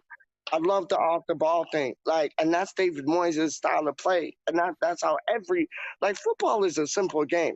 You like it's the players that make it difficult. Yeah, and I'm very much into that. Yeah, 100%. And it's like you run off the ball. That's when you're gonna how many matches have I been to, and all I hear is like, help the man out, help him out, help him out, help him out. All that saying is like, make your runs off the ball good. So you have players in open positions you can pass to. That was what was magic about Barcelona in the Iniesta days, the Messi days, Xavi days. That was what made them off the ball things. And you mentioned 2 or 3 players that have that ability off the ball to actually do something. Yes.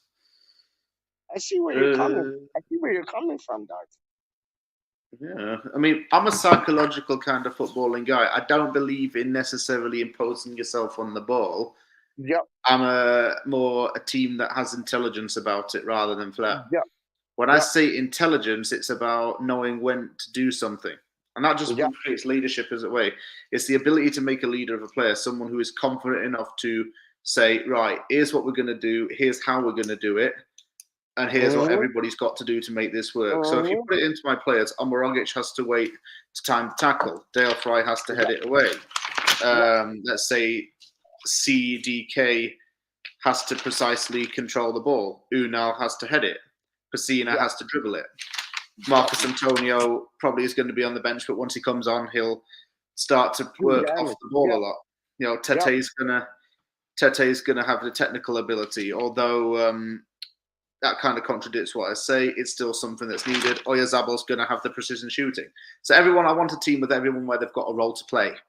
Yes. And I think when it all mixes together, as Marxist as this sounds, everybody just blends in all together.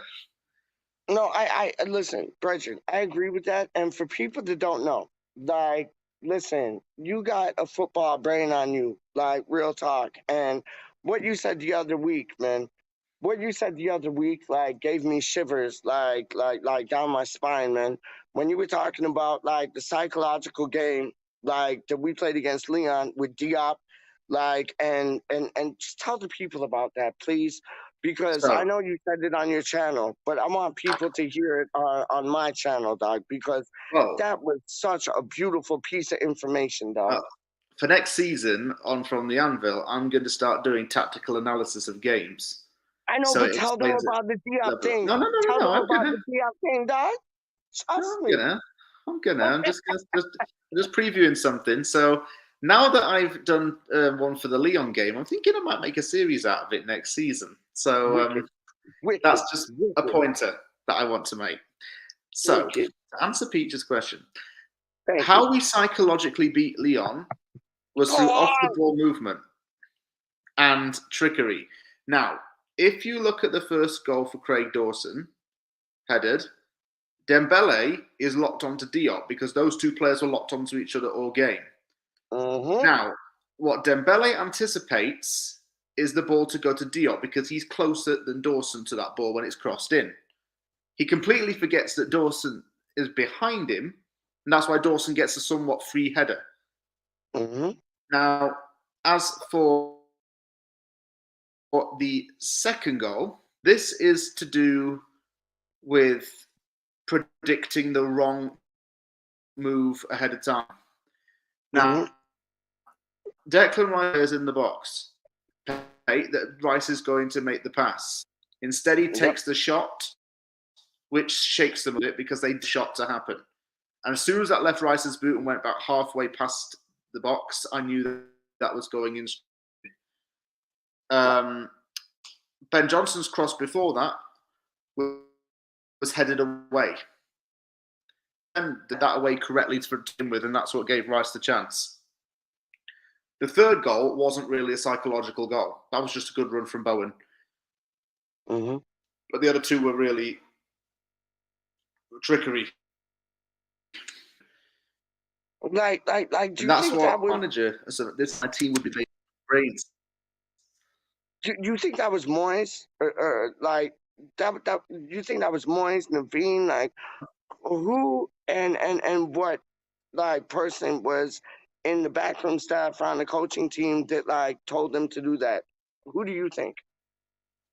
I don't think anyone told the players to do that, but I think what Moyes just told them was, don't let Leon be one step ahead of you.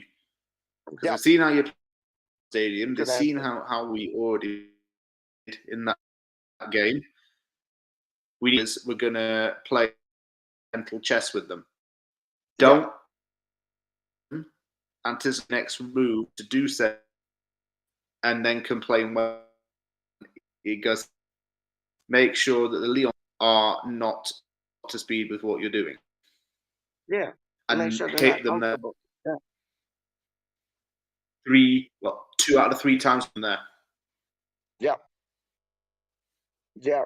I thought it was a masterclass. Anything won't apply against Frank. I beg your pardon? Go ahead. The can't apply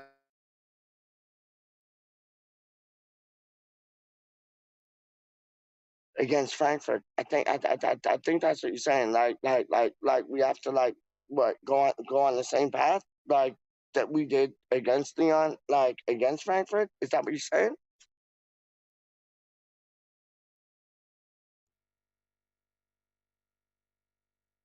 No, because if you are, I agree with that. I hear that, and I was well impressed. I was well impressed. Like honestly, against well impressed. Frankfurt Yes, because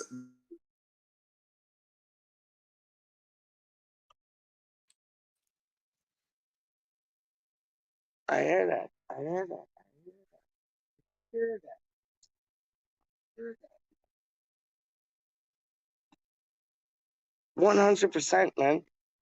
Like we need to we need to be psychological with it. We need to play like that game of give and go and closing down every minute that we can. Every minute that we can, we need to be closing down because we're a better team when we close down. Like honestly, you watch West Ham United when we close down the opposition, the other team, we're better off from the jump.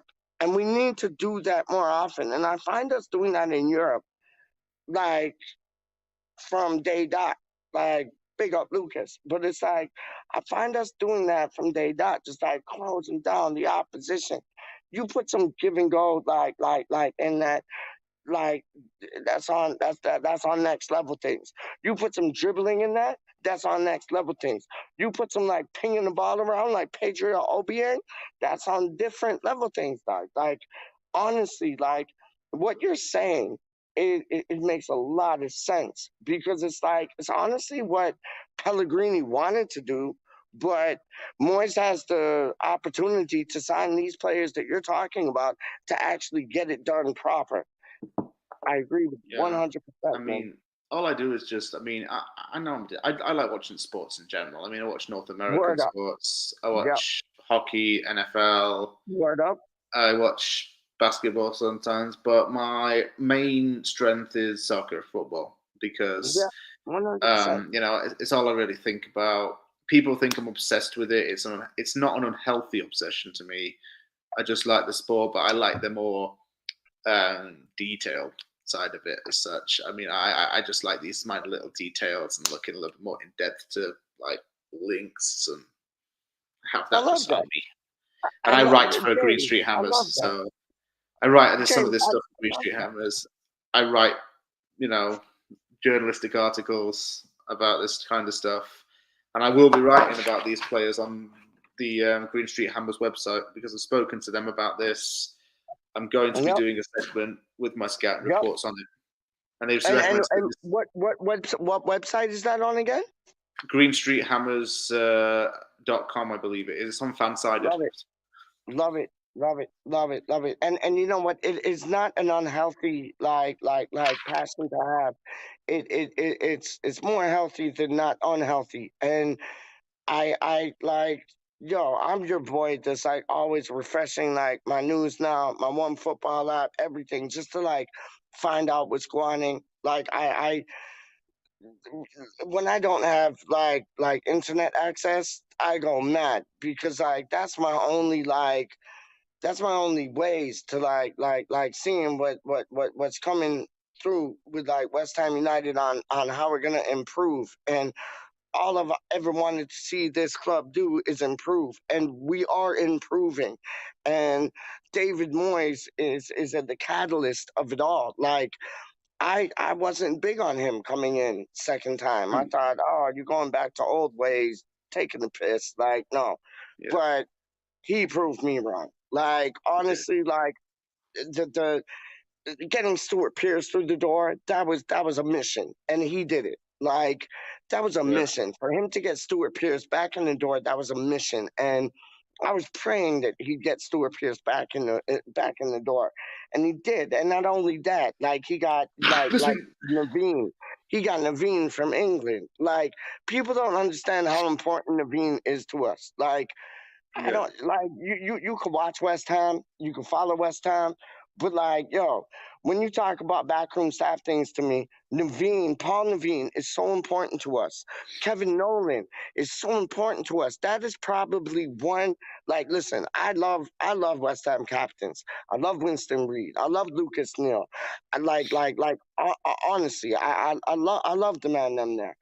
And it's like, yo, you have like Kevin Nolan, who was such a captain. Like he used to take the boys out like for a coffee or a bevy, whatever, like just to talk to them on a personal level, and just keep their head strong, like for being in the West Ham squad.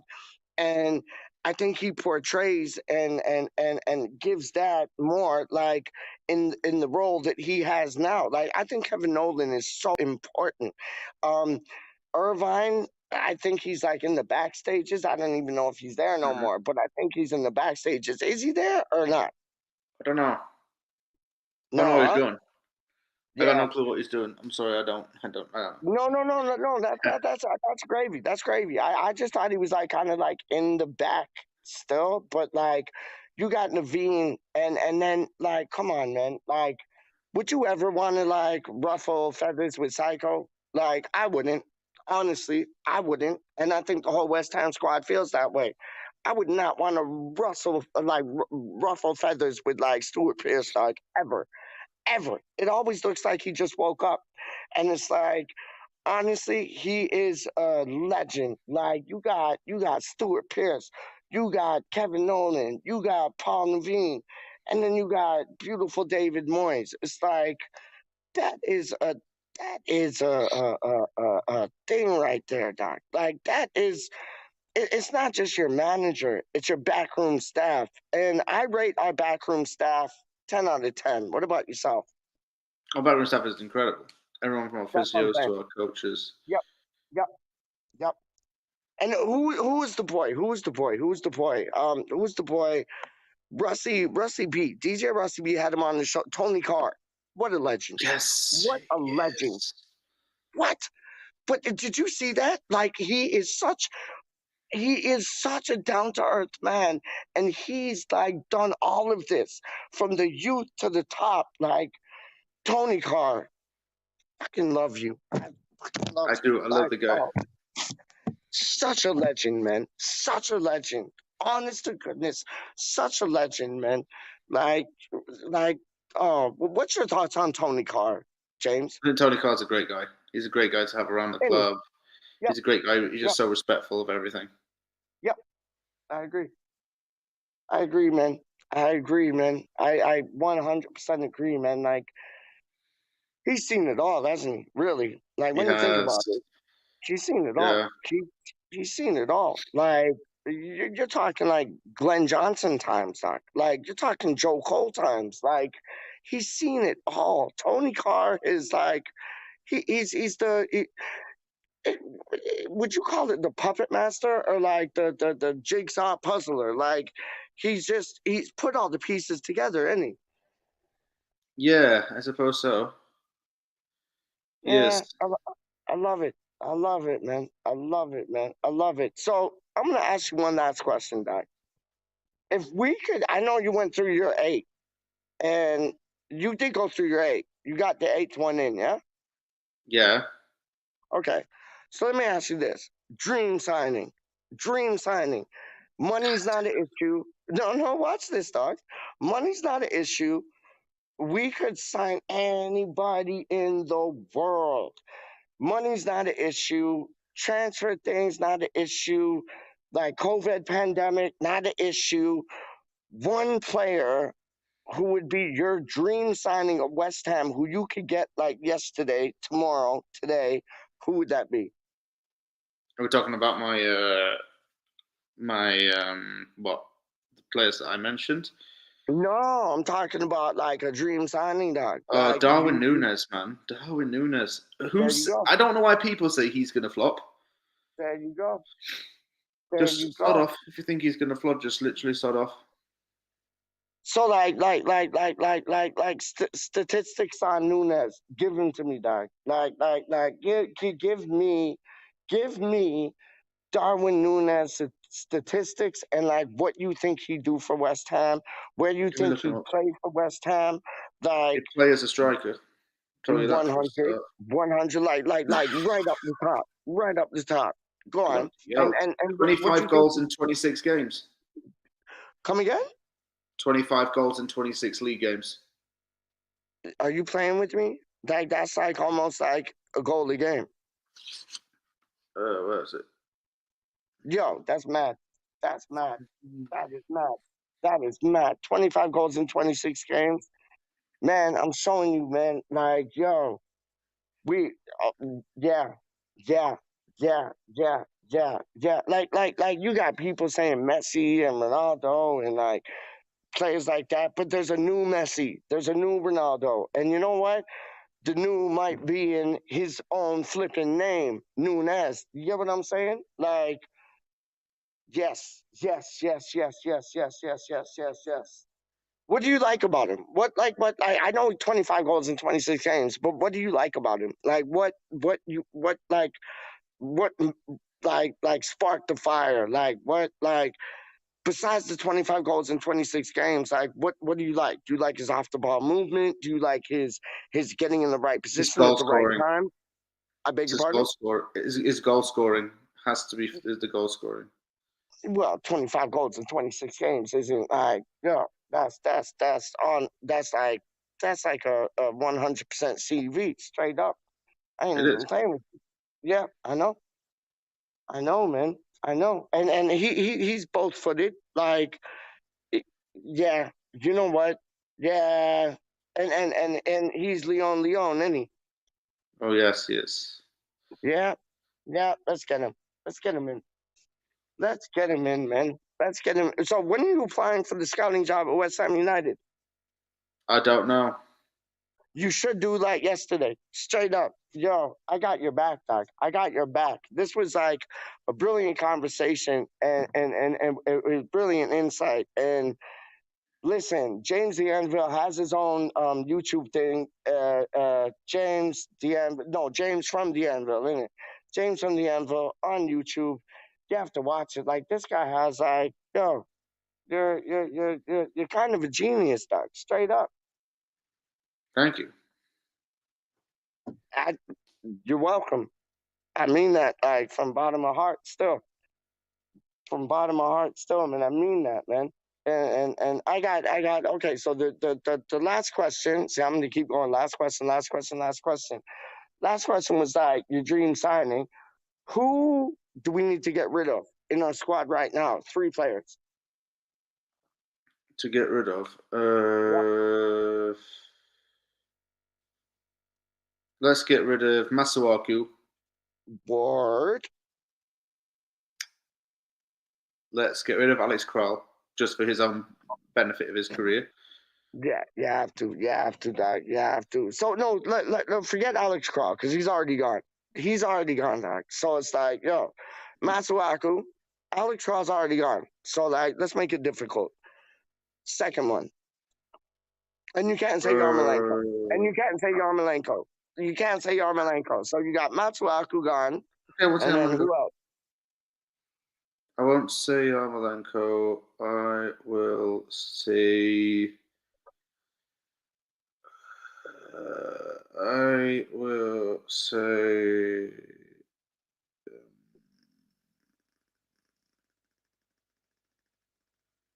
This is tough. I know.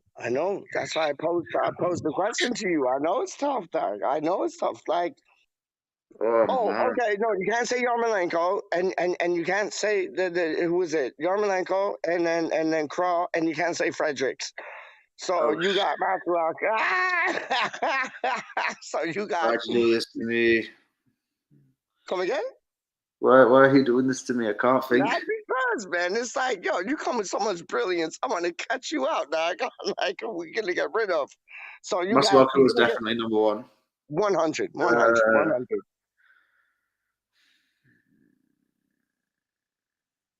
Probably someone like Darren Randolph.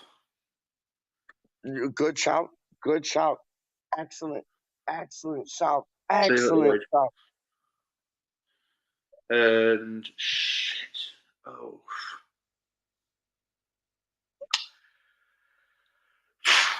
It's hard, right? Trust me, it's hard, Doc. I know. You got Matsuaku and then Darren Randolph, which is a wicked shot. My God. I can't. Yeah, you can. Yeah, you can, Doc. Think about it. Think about it. Think about it. You got it. You got this, Doc. You got this. You got that Darren Randolph, which is brilliant because yeah, he needs to go. And you can't say David Martin if he's still with us, which he is, but you can't say him either. Like, cause like 3 goalkeepers on the subs bench, ridiculous. Like, nah. Yeah, you got Matsuaku, you got Darren Randolph, and then who's a player that like really don't play for us but plays for us? Think about it, Doc. You already know.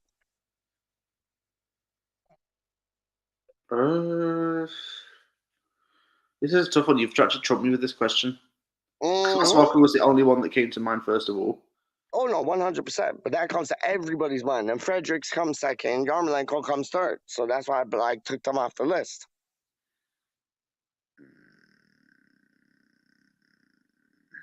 It's so hard. It's so hard. I can't honestly give you an answer. No, you have to. So, No, you have to, Doc. You have to. Matsuaku, Randolph, and let's see. We'll get. I think we'll get rid of David. I beg your pardon? David Martin probably because we don't need that many goalkeepers. No. He's off the list. He's off the list. You can't pick him. He's off the list, Mr. Goalkeeper. Like you're like Moyes putting 3 goalkeepers on the bench, Doc. No, Dave Martin's off the list. Off the list. You got to dig deep. You got to dig deep, Doc. You have to dig deep.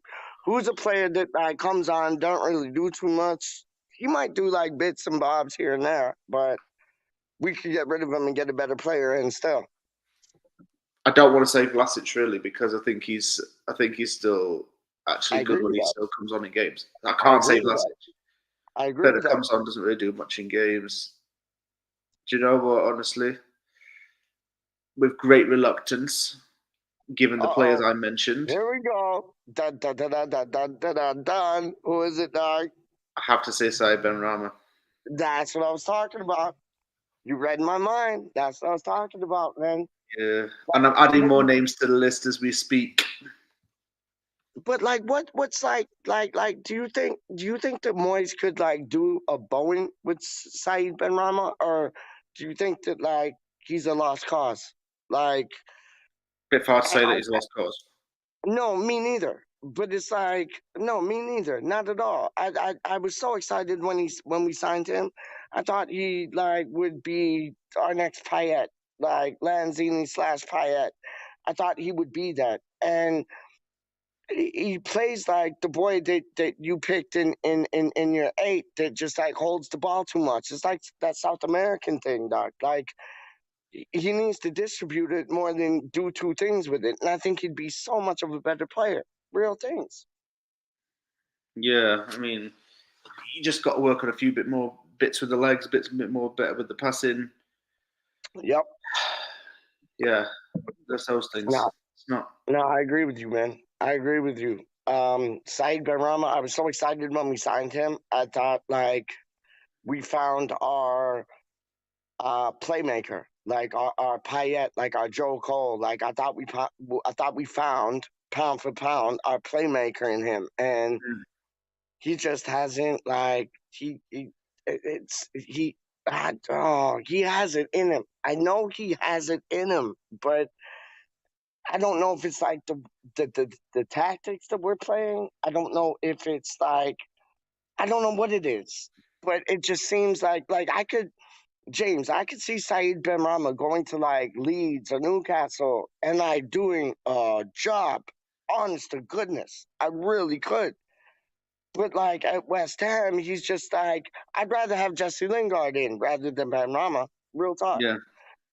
Honestly, but I think that we need to go after that like that Lingard that hasn't been discovered yet. Like and that might be the Potter boy. That might be the Potter boy, man.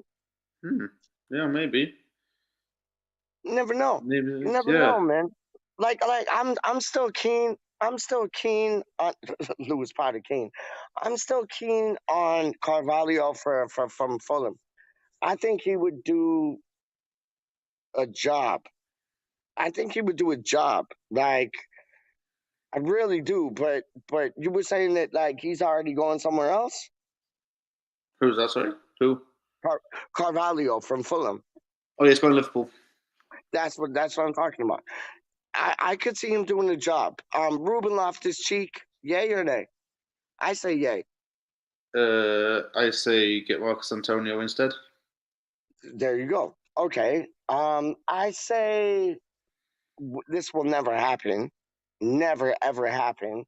Never ever ever happen. But my dream signing would be. I got two. I got two dream signings. Conor Gallagher, first one. Good show. Yes, please. And my second shot would be Billy Gilmore. Not Billy Gilmore. I've not been impressed with him this season. He's not been very good. This season, he's been a bit off the ball for Norwich. A lot of the fans have slagged him off there. Yeah, but he doesn't have Fornals and Bowen and Lanzini in and around. I don't know. That's something we could take a punt on. I won't lie to you there. 100. What about? Remember that boy who played for? I think he played for United, James Ward. I'd take a shot on him.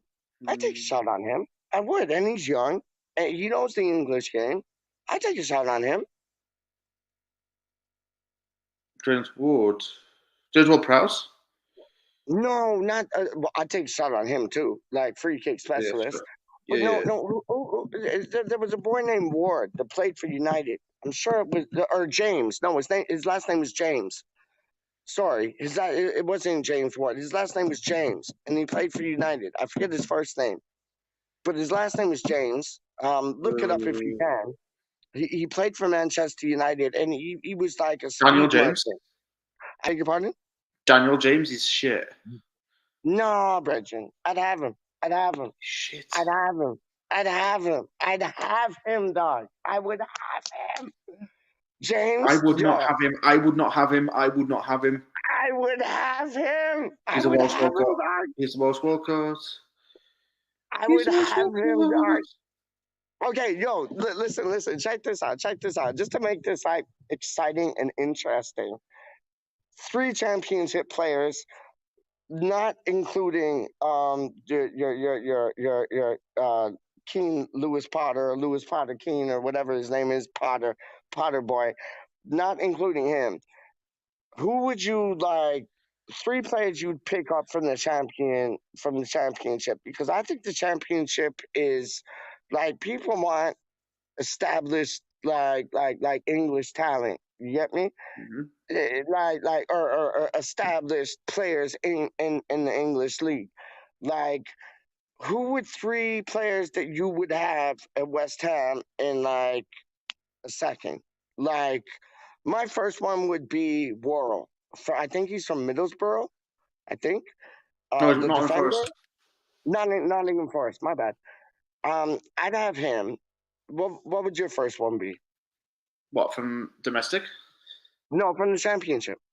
First one from the championship. Championship. Keen Lewis Potter, honestly, because I think he'd settle into our team well. I know, but he's out of the question because we're already going to sign him. Like, I see him as our first signing, straight up. Okay, I really do. And Joe Worrell's not a bad shout. I would say who else is not a bad shout in the championship would be, if I go on my notes, Joel Pirro, who plays for Swansea. I heard of him. I heard it. How do you pronounce his last name? Pirro, I think it's pronounced. Okay, and he's from where? Netherlands. Oh, Netherlands are good. Like Netherlands, like Belgium and Croatians, they're good footballers, dog. I don't be like my favorite footballers used to be from like Bosnia Herzegovina. I thought they were like Yugoslavia would have had the best team in the world if like they stayed in as a country. I thought they were magic, but like, yeah, yeah, the boy that Pirlo or whatever, like, yeah, Swansea, yeah, I heard big things about him too, man. And he's in the back, isn't he? Yeah, he is. Yeah, yeah. No, I heard good things about him, man. Who would your second one be, James? What, from the Championship? Yes. I mentioned Dale Frye already. Yeah. I'd maybe take him. Actually, no. There no, you go. no. See, James is onto something, Doc. Yo, James is onto something. Come with it. If Luton don't go up, I'd take a look at some of their players. Who's that, Doc? If Luton don't go up, I'd take a look at some of their players. Oh, big time. Big time. Someone like Harry Cornick. Big time. Yo, big time. Big Harry time. Cornick, Luton. Big time. And you know who else I like, Doc? I like the boy. I like the boy there that played against us the other day who like flop, but I think he's dope, man. Is I don't know how you say his name. It's Cornet. Like I think he's wicked, man. Oh, Bridget, I'd have him in a second, man. I know he's not championship, but I think he's gonna be championship. But like, I'd have him in a second, man. Like, honestly, like, what are your thoughts on Bamford? Like, PeacH, Bamford, like, oh, PeacH. No, yeah. Bamford maybe because it's actually quite a versatile player. I know he's like a fit Andy Carroll. I know. It's mad because you got like the man. I'm like Rafinha. Like, is Rafinha already going somewhere or is he still staying put? I don't know. I think he's off to Barca. Yeah, that makes sense, doesn't it? That makes sense. That makes a lot of sense, man. That makes a lot. Let me ask you this, Doc. Like, no, not James Rodriguez, not him. Who was the player that played for Everton and his name was James, but it wasn't James Rodriguez, was it? It was the boy that came from he came from abroad, and his name's like James, but they call him James. James Rodriguez, yeah, that's him. It is, isn't it? He now plays in Qatar. I beg your pardon? He plays in Qatar. There you go. Why? Like, why would you welcome him in at West Ham or no? Yeah, I would, but I think he's a bit money and greed oriented. I mean, I will say one thing in his defense: he admitted he didn't want to leave Everton, but the fact he's gone to Qatar for the money ain't exactly going to fly with me. Nah, you know what? I agree with you. That's like Arnie going to China to win trophies. Like, he could have had another one or two like next seasons for us that would have like put him in the high grade, man. Like, do you rate Arnautovic or like do you still hate him because of what he did? I mean, I'm glad. Look, I just passed as the past. We just move on. That's all I'm saying. So, but like, would you have liked to keep him for like another year or two, or like just want to? Would have, yeah. Oh, yeah. I would have loved to have kept him for another year or two. Yeah. Yeah. Is what it is, though. Yeah. Yeah. No, I agree with that, man. Like, I want James. I want those players that like we don't know nothing about that like come to our club and do the biz. Like DeCanio, Payet. Like, I want those Tevez. Well, Tevez. He was like, would you take Tevez back? That's a question. If he was younger, yeah. If he was younger, I'd take him back in a second. I would take that man back in a second, dog. And like, don't you think it's kind of like, I don't know, weird that like he showed up at the London Stadium getting treated like royalty, which he deserves because he is royalty. But like, do you see him coming back? Like, and would you welcome that? If he was younger, yeah, I'd welcome him back. What's that? If he was younger, yeah, I'd welcome him back. Well, okay, but what about Paulo Di Canio? Paulo Di Canio was like same age as him when he came to West Ham under RaNdoM. Like, Tevez can still do the biz. I like, honestly, I would take Tevez in the team any day of the week. Any day of the week, I would take him back in a second. And he Oh loves yeah. West Ham. Yes, he Honest. does. I know. I know, Doc. I know. And I love any player that loves West Ham. Like, you see Paulo Di I do Canio go too. back to the ground. It's all like, Canio, Canio. Like, I love that. I love that. Tevez, I love that. Like, honestly, I take Tevez back in a sec. Like after 32, Tom Atherton, he was like, yo, it was funny. He was like, No. yo, you got your boots? Like, yo, lace up your boots, or you got your boots? Armada. Like, Yeah. Brendan. I'd have him back in a second, dog. In a second, man. Like before Messi or Ronaldo or any of them, I'd have Tevez, dog. Real talk. Like, where do you see Messi going? Like in the future, No, maybe like one more World near Cup. future. One more World Cup, I think. I don't know, maybe 2 more seasons of playing and then retire. I know, but do you see? Like, I got harsh feelings. I got like uneasy feelings. I got like kind of like creeping in my bones feelings that he's gonna end up at Newcastle, dog. Like I think Newcastle's gonna sign everybody in the league that they can sign. And I think they're gonna like be big next season, dog. I think they're gonna be one to watch next season. And everybody said when the Saudi Arabians took over, like, oh, you know, it's gonna take like 2, 3 seasons. Not at all, man. Like they're already doing it now, just after like 2, 3, 4 wins.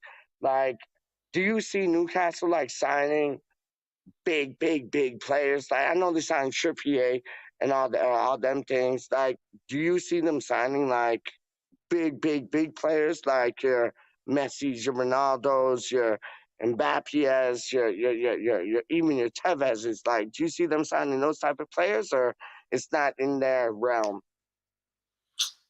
They will sign some big players. They'll be able to attract a lot of players to the club. I mean, they're going to build something younger, Yeah, fitter team, yeah, a lot of talent. Yeah. yeah. And where do you think like Newcastle as a club need to improve? Is it the back? Is it the middle? Or is it Defense, the forward? easy defense. They need to get It's the a back, younger isn't it? defense, a Yeah, better defense. They got Dan Burn there. I yeah. mean, but he's not young exactly. So I hear that, man. I hear that, and it's like this is the thing that I respect about like how you came on with your like prospects and transfers and that you did the exact same thing as Moyes. You built from the back, and you always have to build from the back. And I know Moyes likes to build from the back because like that's where he played. Like he was center half. I get that, and it's like you have to build from the back because the moment you stop leaking goals in, yo, you just like make 2 tweaks like up front and in the midfield, like, yo, you can score goals and you ain't gonna concede none. Am I right? yeah, so 100, man. 100, man. 100. Yo, thank you very much for coming upon the show tonight. It was a pleasure. that was my Like, absolute real pleasure talk. as well. Absolute pleasure, man. Like, there's I've only added one a few James more. DeAnville. Yeah, I've added a few more players to my list of. Oh, my days. This guy goes on. Come with it. I was saying, yeah, couple more on the list. Where we talk, we're talking more up front though now, yeah? Maybe a more. I'm really looking at a lot of midfield. I mean, I know it's a lot very midfield heavy, all of this, but we need to look at midfield and we need to look at forwards. I've added a few more forwards, one defensive midfielder, two left backs, one centre back, well, 2 centre backs technically, about 5 forwards. 5 forwards. Let's have it. Who's the 5 forwards, Doc? You'll have to find out in a later episode. Uh-oh! There you go. No. I love it. I love it. I love it. James the AnViL is in the building, Doc. How do you mean? Yo, what's the weather like in Calgary right now, Doc? Warm, it's like +10, I think, right now. Yeah, it's like warm up here. It's like crazy warm. It's Oh supposed to like yeah. snow. It's supposed to snow today though. It's weird. They say Mhm. it's supposed to snow today, but it don't feel like it's gonna snow, dog. It's like I'm walking around like I just got off a plane and I'm in Florida, dog. It's messed up. It's mental, man. Ugh. It's mental. It's mental, man. It's mental. Listen, like, yo, listen, yo, you gotta come find the thing again, dog, because and you need to I'll be like doing this again. Don't worry, I would love to you come on and do this again. I'd love to get my full list out. 100%. Well, you got your full list out tonight, yeah? Well, no, that's just the first 8. Oh, how many do you fucking have, dog? Bro, I told you I got loads. I have a ton. See, like, look, This is all this guy does. This is all this guy a does. Like, ton. A ton. We only got French. up to see where the bold is there? Where the bold is Yeah, there? That's where we got yeah. up to. We still got to Oh do my goodness. that much. Like, It's not sad. I mean, I'm and then probably going to stop eventually.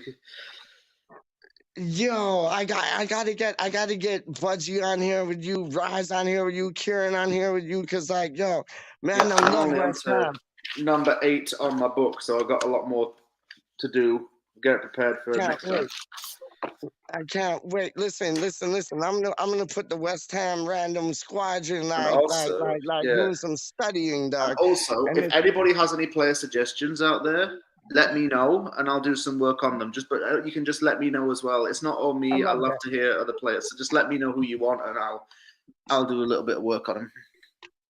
Yes, sir. Yes, sir, man. Yo, I'll put a you're note like, down. yeah. Smack down things, dog. Like Dwayne Johnson, the Rock type things, dog. Real talk, man. So let me ask you this: before you go, what's your favorite color? I have 2. Orange, because I like the taste of orange when I was a kid, and Yeah. claret and blue, of course. Oh, 100%. Now, And what's your red, favorite 'cause number? Canada. What's your No. favorite number, dog? I will say number 8. Love that. And then random things. Random things. Is it a Subway or is it Burger King? Subway.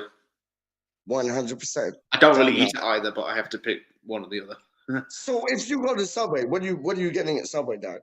Like, what do you I usually are you get the getting meatball like marinara. I get tuna? meatball Are you getting marinara. like I get a bit of pepper on it with some hold barbecue on, sauce. come again, rewind. What sorry, I was talking over you and I apologize. What are you getting at Subway? Subway, we're doing the foot long meatball one with black pepper on it, bit of jalapeno, bit of pepper, that bit of green pepper, bit of sauce, bish bash bosh. I haven't been to Subway in about 2 years though. Yo, you know what? When I'm messing with Subway, dog, it's like I'm doing the meatball, and then Budgie told me about like getting the ham with a salami on it. Dope. And they do in our ends, they do like a great Canadian. So you can get like it's like what is it? It's like ham, and they got new deli meats, which is boom. But it's like, yo, you can get the great Canadian, which is like ham, turkey, and bacon, but you can substitute the turkey for like salami. So I get like the ham, salami, bacon, great Canadian. Yo, Bob's your uncle, Fanny's my aunt, and Vic's my best mate. Dog, trust me. Yeah. Thank you, thank you very much for coming on, man. It was a pleasure, and my pleasure as well. We did last night. You got to watch the show. We did last night. It was probably my favorite episode, dog. We did like My Hammer's 11 YouTube. Yeah, it was like a My Hammer's 11 Wasn't I in someone's midfield? Come again? Wasn't I supposed to be in Lucas's midfield? Oh, you were there. You were there, dog. Oh, yeah. You were there, dog. You were. I had a lucid there. dream I was a West Ham player at one point, so that actually makes sense.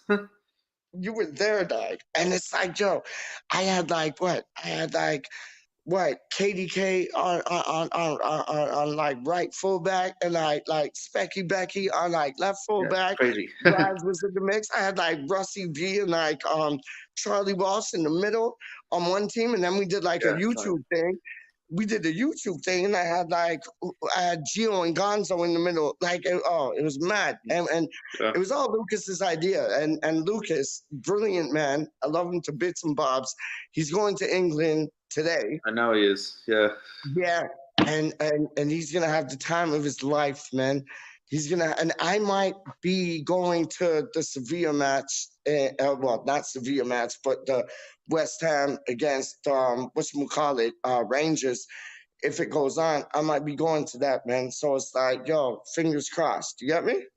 Yeah, exactly. Done, no, man. Big up yourself. Thank you very much for coming on. It was a Oh, my pleasure. pleasure. Yep. Honest, it was a pleasure. Like, Rise bigs you up, Budgie bigs you up, like all the man, Kieran, everybody, like, yo, they big you up, dog. Lucas, everybody, man. Trust me, you're a G. Trust me, Thank you. you're a G, man. My Appreciate guy. it. How you mean? All right. Mm-hmm.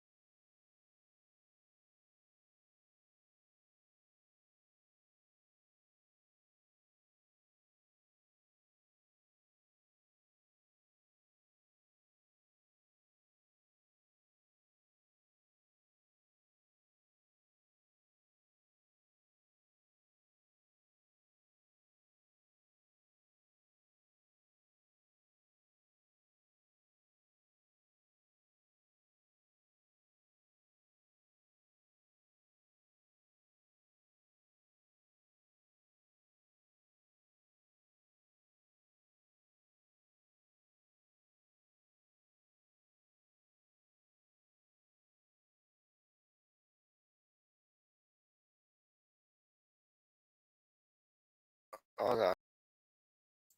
Yep, I'm here. In the place to be. PTDZ brackets on the 1, 2, 3. NC Santa rocket on a beat. Yo, let's get a beat, like straight up. Yeah, I just came back because like my phone's mashed up. Yeah, it's like all green screen things. Like not like yo, yo, yo, stepping on two chords and things like Toronto Hammers. How you mean? Big up Wally World. You get me? But yo, you get me? West Ham RaNdoM, dog. West Ham blood clot RaNdoM, dog. How you mean? Yo, we run two things. Yo, let me get this in there. This is so unprofessional, but this is how we roll. So unprofessional, but you know how we go. Real talk, dog. Like, yo, let's get them things in there. Big up Gaza. Gaza is my G. I don't business. Oh, that looks messed up. It's like, yo, you can see my bed nicely made up. You know what I mean? Kind of on a hilt, tilt, still, kilt. Yo, you got my Toronto Hammers up in the building still. How we rock up on the microphone. We always rock it ill. We got skill. Them seats are trying to rock, but they get killed. Don't know. Hold up. Let me show you this. Hold up. Hold up. Hold up. Hold up. Hold up. No. I want to see like West Ham. Oh. There you go. There you go. You don't know the road. That's how we roll when we got it under control. Cause it's West Ham RaNdoM till the day I die. It's West Ham till I die. Well, how does it go, Doc? How's it go? How's it go? How's that thing go? Like, yo, straight up, like, I'm West Ham till I die. I'm West Ham till I die. I know I am. I'm sure I am. I'm West Ham till I die. Shh. I gotta keep quiet. Cause like, yo, I done woke up my mom and my dad the other day. And then I got some landlord thing saying to me, like, yo, you got to keep quiet in the evening. Because I go on my balcony and start talking two things, yeah? But it's like, that's what I do. I do this for you. Like, I could give up two things, dog. Like, yo, I could give two cards wallops, dog. Yo, them from East London, they know what I'm saying about when I say, like, yo, I could give two cards wallops, dog, straight up. They know what I'm saying, dog. Real talk, shambolics, bollocks, cards, wallops. How you mean? Yo, I just like, yo, I had to come through, yeah? Like, I had to come through because my phone is like, hold up. Oh, piss off. Hold on. I'm just going to refresh. Hold tight, hold tight, hold tight, hold tight, hold tight, hold tight. Oh, no, we're good. But it's like, yo, I had to keep quiet still, you know. West Ham ill, you know. I live this till I breathe this till I die. I'm still the real, you know. I'd love to like thank man like AnViL, yeah. But let me show you. Big up Rise. Don't know. Always and forever. My G. But it's like, yo, I saw you, Doc. My phone is mashed up, yeah. My phone is mashed up. Like, yo, if it's still mashed up, because it like has like it has its moods. Like one time it'll be like mashed up, next time it'll be good as gold. Let's see if it's mashed up. I think it's mashed up still. So I saw you. I saw you. See, it ain't mashed up just now. Still, that's mashed. Like yo, I couldn't even end the broadcast because my phone was mashed up. I couldn't even see the end button. So I knew I had to come back like these ways, just to like yo end two things.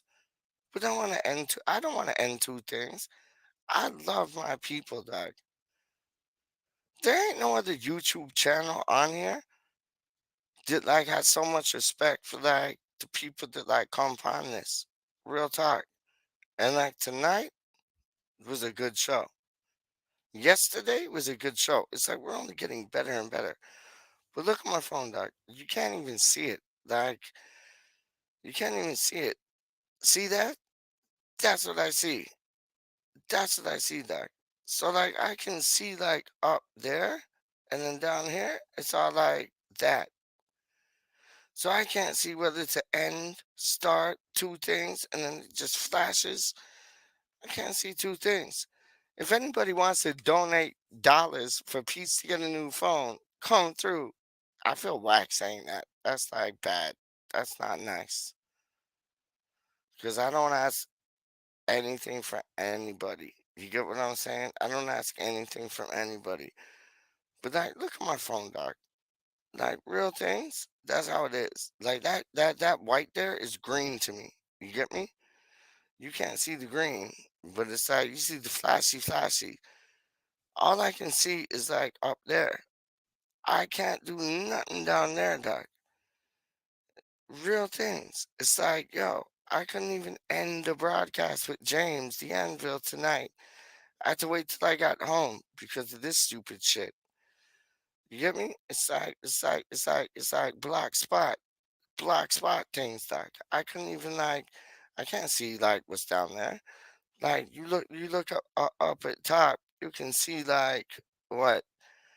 You can see like a microphone, Twitter, Instagram, notes, and CIBC. That's it. That's it, dog. Beyond that, I can't see nothing, dog. Yo, my phone's mashed up, so I'm gonna drop it again just now. You get what I'm saying? Because like I drop it one time, drop it two times, drop it three. How's it gonna like end up in a whacker place to be? You know, you can't get more whack than that, dog. Like you can't get more whack than that. And people want to say like, "What's whack?" I'll show you whack, dog. Like what's whack? I'll show you whack, dog. Like yo, it's real things, real talk, real business things. Like business things. I don't know business. I'm so unprofessional, but I love that. That's what makes me me. You know what I'm saying? I'm in the place to be. 100%. But that's I want these girls don't even know what I'm talking about. Yo, Rice or Henderson? Rice or Henderson? Name me one name. Yo, you guys are whack. Straight up. There you go.